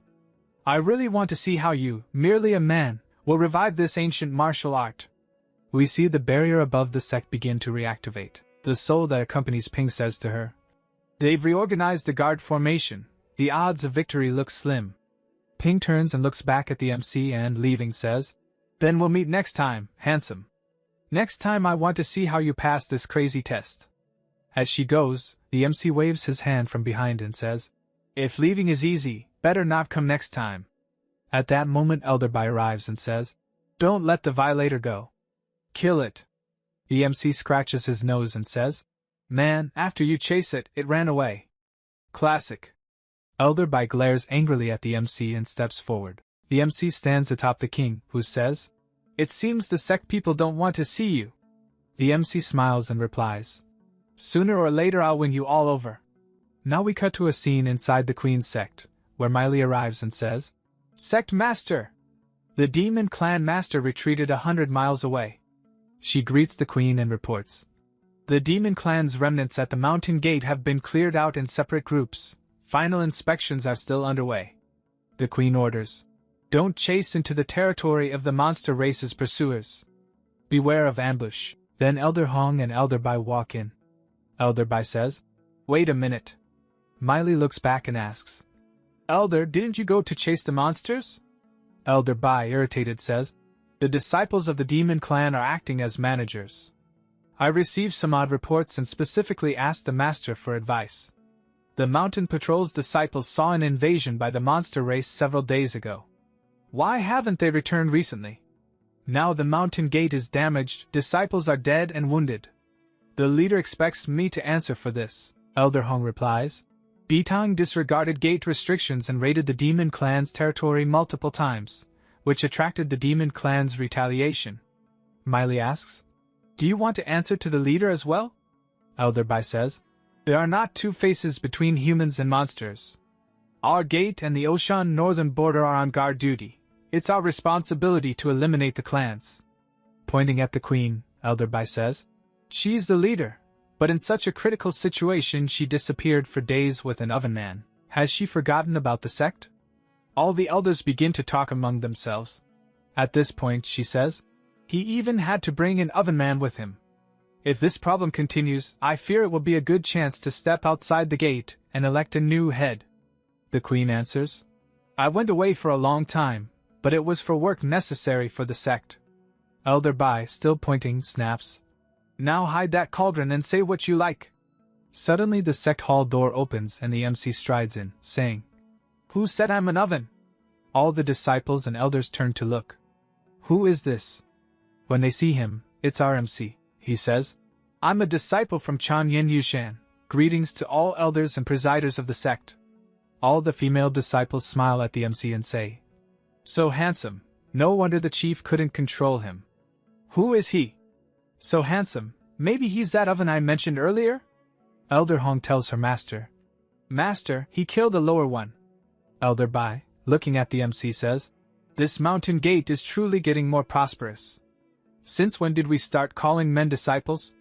The MC approaches them both with a smile and says, "Everything has a first time. The first man of Yao Mountain sect stands before you."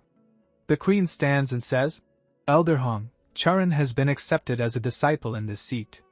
Elder Bai, angrily addressing the Queen, says, "What stupidity! Under the gate rules, what are the requirements for a man to live at the mountain gate? I'll kill them for deceiving the master and destroying the ancestors." The MC steps up to Elder Bai and says, "Old man, did you eat something bad?" The master approved his joining the sect. "Who are you to dare oppose it?" Elder Bai retorts, "See my courage. A small oven dares to be rude to the elders." The elders begin to talk among themselves. By the roaring cult gate rules, he should receive immediate death. He killed a cult disciple a few days ago. That's also a major crime. According to the oven rules, you can't save your crimes.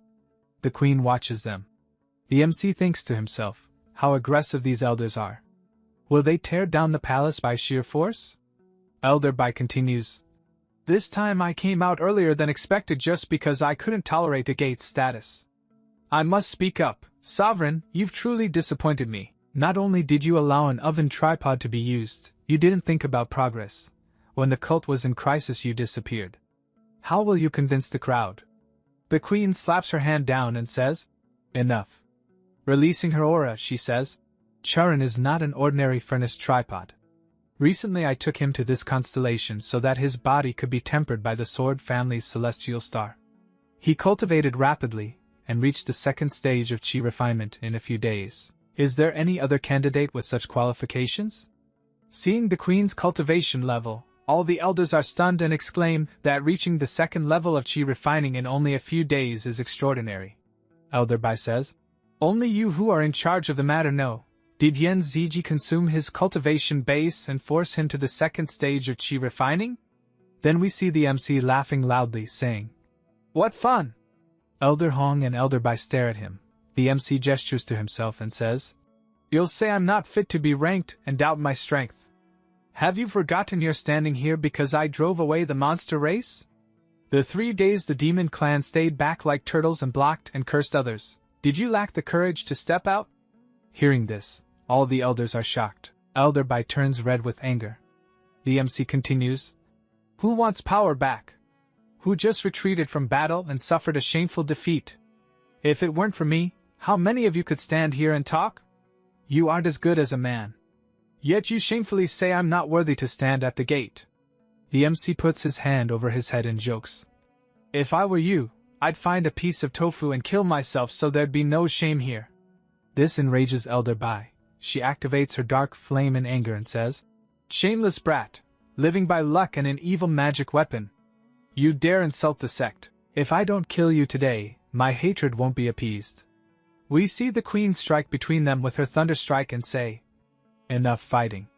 Since the master's death, things have been gradually worsening. You cannot wait for progress. Just think of sending Yao Shanmian to the inner gate of Du and Mozhan to hold hope." Elder Bai looks at the queen and says, "I'm waiting to digest the people you want to talk about. But the sect's responsibility is not to reassign us." The queen takes out all the materials she had confiscated from the MC and says, "I am the head, so I naturally handle my tasks." Elder Hong and Elder Bai are astonished. The other elders murmur among themselves, "This is the Utler Jingjing and divine weapon Dragon Bone, so many profound treasures and Taku stones. These resources equal years of Zhongman's cultivation resources. If Tania's sect had these resources earlier, how could Purian decline?" The queen continues, "When Charan joined the Sword family, he didn't know he'd not only brought the Dragon Blood clan under control but also discovered some precious mineral veins. These treasures are entirely his merit. Charan was tutored by Tayank Singh and achieved great accomplishments. I accepted him in an extraordinary way as a disciple." The MC smiles and thinks to himself, "Exactly, Money Lord King. He won't kill you but will spin you around." Elder Bai and Elder Hong walk off, saying, "Master, do you let the cauldron go so easily? I mean, if you give him up easily without anything, how will you deal with the leader's hatred?" Elder Bai tells her disciple, "A simple red rose, what is it? Mineral 1 is a big problem and it should be in our hands. Otherwise that bitch will sit on our heads firmly and never leave. The tripod furnace's cultivation base is low and depends on magical arise. Burning Luna is a method to trap, torture and extract information about the mineral veins. I'll fix that. There are still ruins in Bevia disciples, investigate them as soon as possible." We see the big fat tiger watching them, while the MC listens to all this and thinks, so this was their idea. We should teach them a lesson and find a way to earn some contribution points. Then the MC looks at the queen, smiles, and walks up to her, saying, "Darling Jean, what are you thinking?" The queen replies, "I'm thinking about the way forward," and begins to explain to the MC, "Although today I temporarily declined Elderhua, given his personality he surely won't let this go. And although your combat power is strong now, your cultivation base is very low and depends heavily on foreign objects. Once someone finds a detail, the situation could become even more dangerous." The MC gestures and says, "Darling, don't worry. If he truly bullies, I'll simply kill them. Isolating them from success will clear obstacles in the cult and help." The queen gently sidelines the MC's hand and says, "Now isn't the time for conflicts. I have more important matters. The triennial shrimp catching competition is about to start, and I'm planning to send you to represent Yao Men in the competition." The MC makes a funny face and says, "Catch shrimp." And then the queen continues explaining to the MC, "The so-called shrimp catching houses are an ancient human tradition from the time when humans were exploring the north. Back then, there was a special creature in the dark forest called the Tianluo crazy shrimp. It was enormous in size, lightning fast, and could only be hunted by a few elite tribes. Those who managed to capture a wild crazy shrimp earned the honorable title of shrimp hunters. Even though humanity no longer depends on the crazy shrimp for resources, this tradition is still preserved in many major sects. The Tianluo crazy shrimp breeding grounds open once every 3 years. The winner earns the prestigious title of shrimp farmer." We then see the MC listening to all this, thinking to himself, What else could she possibly explain about shrimp catching? The queen continues, saying to the MC, "This year, all disciples representing the Yao Mountain Gate in the competition are from Elderhua's Lihu Hall. Recently, I discovered a clue to the ancient fairy royal ruins near the tournament arena. That's why Elderhua is showing such deep interest in this so-called game." The queen looks at the MC and says seriously, "Winning the competition this time is secondary. What's more important is to keep an eye on the movements of the disciples from Lihu Hall." The MC pounds his chest and says confidently, "Darling, don't worry. I, the veteran driver from Kuming Mountain, will definitely return under the proud name of the shrimp-catching family. If there really is a relic, then that treasure must never fall into Elderhua's hands." The queen flicks the MC's forehead and says, "Stop calling me darling. It sounds too flirtatious. When no one else is around, call me sister. Understand?" The MC laughs and says, "Got it, sister." We then cut to the next morning. A flying ship glides across the clouds. The MC stands aboard it, thinking to himself, "These days, I've been following sister everywhere. Now, going out alone feels a little unusual." Smiling, he continues thinking, "Before I left, sister gave me a storage ring, some namnitos, and several treasures so I can use the system later. Let's see how many spiritual points I can exchange them for." He looks at the ring in his hand, then suddenly, a huge shadow looms over the ship. All the disciples panic in shock. The MC, however, stays calm. We see the king swoop down and perch on top of the ship. The MC reaches out his hand and says, "Brother Chicken, you're here. Herace must have missed me." The king frowns and replies, "Be less sentimental. Your friend made a deal with this king. This king must protect you so you don't die. Though this king doesn't like it one bit. The mountain gate was boring anyway, so I came out for a walk." The MC laughs, grabs the king, and teases, "Haha, Brother Chicken, your attitude is really cute." The king gets angry and shouts, "Let go of me, you disgusting man." Next, we see the scene shift to nighttime. The MC still has the king in his grasp. The king says, "There's a necromancer's aura here. Perhaps years ago, a necromancer from the monster race was stationed here." The MC says, "The breath of death still lingers. It might give rise to necromantic creatures or evil treasures." Then he thinks to himself, "A necromancer? I've never seen one before. If I skin this area, it might count for contribution value. I need at least 1% contribution every 7 days. Time's running short." As he moves forward, a black shadow flashes past. The MC says, "What was that?" When he looks ahead, he sees countless monsters crawling out. "What is this? Disgusting!" he exclaims. The king tells him, "Those are healing pigs, low-level creatures. It looks like they're hunting something." Suddenly, a human scream echoes. Dozens of flying monsters appear in the sky. The king slips from the MC's hand and flies toward the noise. The MC chases after him, thinking, that voice isn't far away. We see a group of disciples fighting corpse-like monsters. One girl slashes a monster's throat, then stands ready with her sword as more swarm toward her. Seeing this, both girls panic. The MC and the king perch atop a tree. The MC says, "That uniform looks like a disciple from some academy." The king says, "There are too many corpses. Not easy to deal with. Do you plan to save her?" The girl grips her sword tightly, thinking, "I clearly stayed back this time to prove myself to master, but I can't even handle these low-level corpse beasts." She charges toward the pig monster, thinking, "Even if I die, I won't let the god's reputation be insulted." She swings, but the pig monster headbutts her, sending her flying. As the monster lunges to finish her, bullets suddenly pierce its forehead, blasting it apart. The girl stares in shock. "What was that?" The MC walks out from behind the trees, saying, "Little sister, are you all right?" The girl turns, gripping her sword defensively. "Who are you? This place is dangerous. It's no place for men. Leave quickly." The MC makes a funny face. "Little sister, did you just insult me?" The king mutters to himself, "This girl's got at least 2 points." The girl says hurriedly, "There's no time to explain. This area is under a magical repair job. Please, evacuate immediately. Head south and get out of this forest." The MC looks at her, raises his weapon, and fires. The bullet passes right by her, then slams into a giant pig monster behind her, killing it instantly. The girl gasps, thinking, such a powerful magic weapon. The MC steps forward, muttering, "Women really are troublesome. They disgust me as much as Dragon Ball waves." The king mocks, "What woman would ever think you're a good guy?" The MC snaps, "Just smile, alright? I am a good guy." The girl, still in shock, mutters, "Oh no, I forgot about sister." Meanwhile, the MC kneels by the pig corpse and scans it with his system. He thinks, let's collect contribution value first.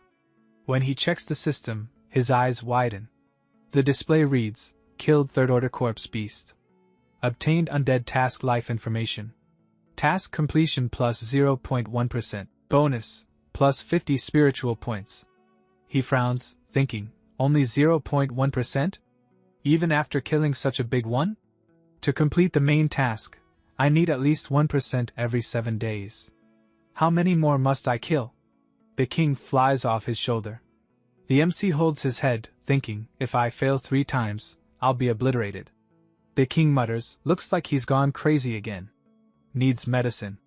The MC's system begins scanning all the surrounding corpses. He looks around and thinks, I should buy more bullets. If it scans even mosquitoes, I'll need plenty. We see the girl the MC saved sitting beside another wounded girl. The other girl says weakly, Chi-Chi, you can't handle the corpse beasts. Please return to the sect with me. Chi-Chi replies, don't worry, sister. I can take care of myself. I'll uncover the truth behind these beasts. She uses her spiritual energy to send the other girl out of the trial grounds. Then she bows to the MC and says, I am Tang Chi-Chi, disciple of the Shinbing sect. Thank you for your help.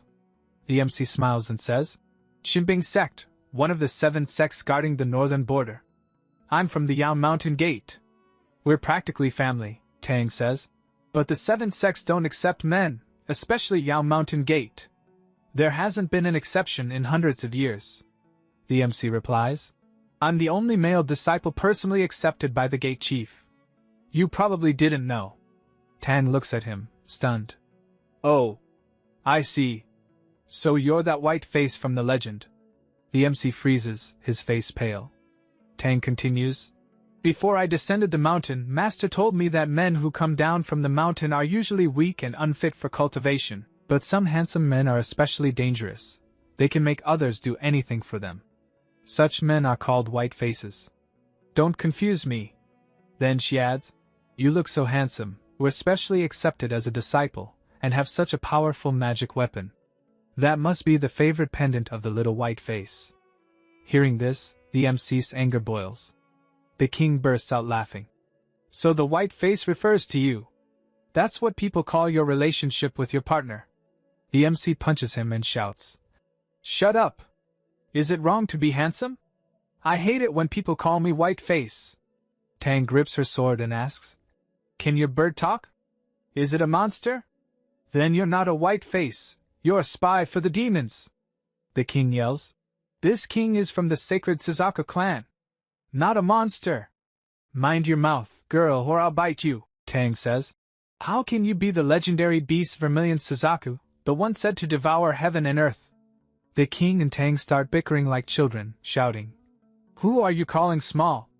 Believe it or not, this king will bite you. I'm 16, an adult, got it, you chicken woman. The MC sighs, looking the other way.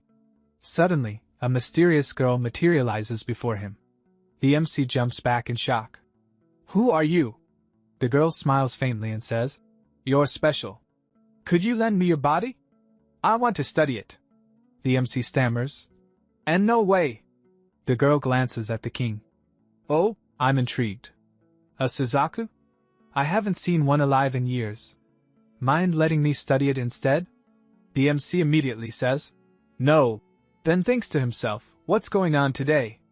2 girls already drove me crazy, and now this one too? Tang raises her sword and shouts, magic user. Are you a wizard? The girl replies calmly, my name is Emma Wuying. I am Moksha. Don't worry, I have no interest in studying you. The moment Tang hears this name, she freezes like a statue, then bursts out angrily. You must be the one who wounded my elder sister like a beast. I'll avenge her. Mo Wuying looks at her coldly. A mummy-like figure manifests behind her and grabs Tang instantly. The MC, shocked, grabs his AKM and shouts, "Let her go!" Mo Wuying glances toward the king, who immediately hides behind the MC, trembling. "Be Brother Chicken, what's wrong?" the MC asks. The king, still cowering, says, "This demonic cultivator has at least nascent soul 5th level strength. And her shadow puppets are refined. She's far stronger than you." Mo Wuying tosses Tang aside, and the mummy figure dissolves into smoke. She says, "Magical repair is divided into several branches. I'm not interested in making disgusting things like pig-cursed creatures. These carcass beasts weren't created by magical repair at all." Tang glares at her and says, "Sorcerers are cruel and cold-blooded. I don't believe you didn't do it." Mo Wuying ignores her, walking past. "Do you really think that matters?" she says, then kneels beside a pig monster and injects a stream of black aura into its body.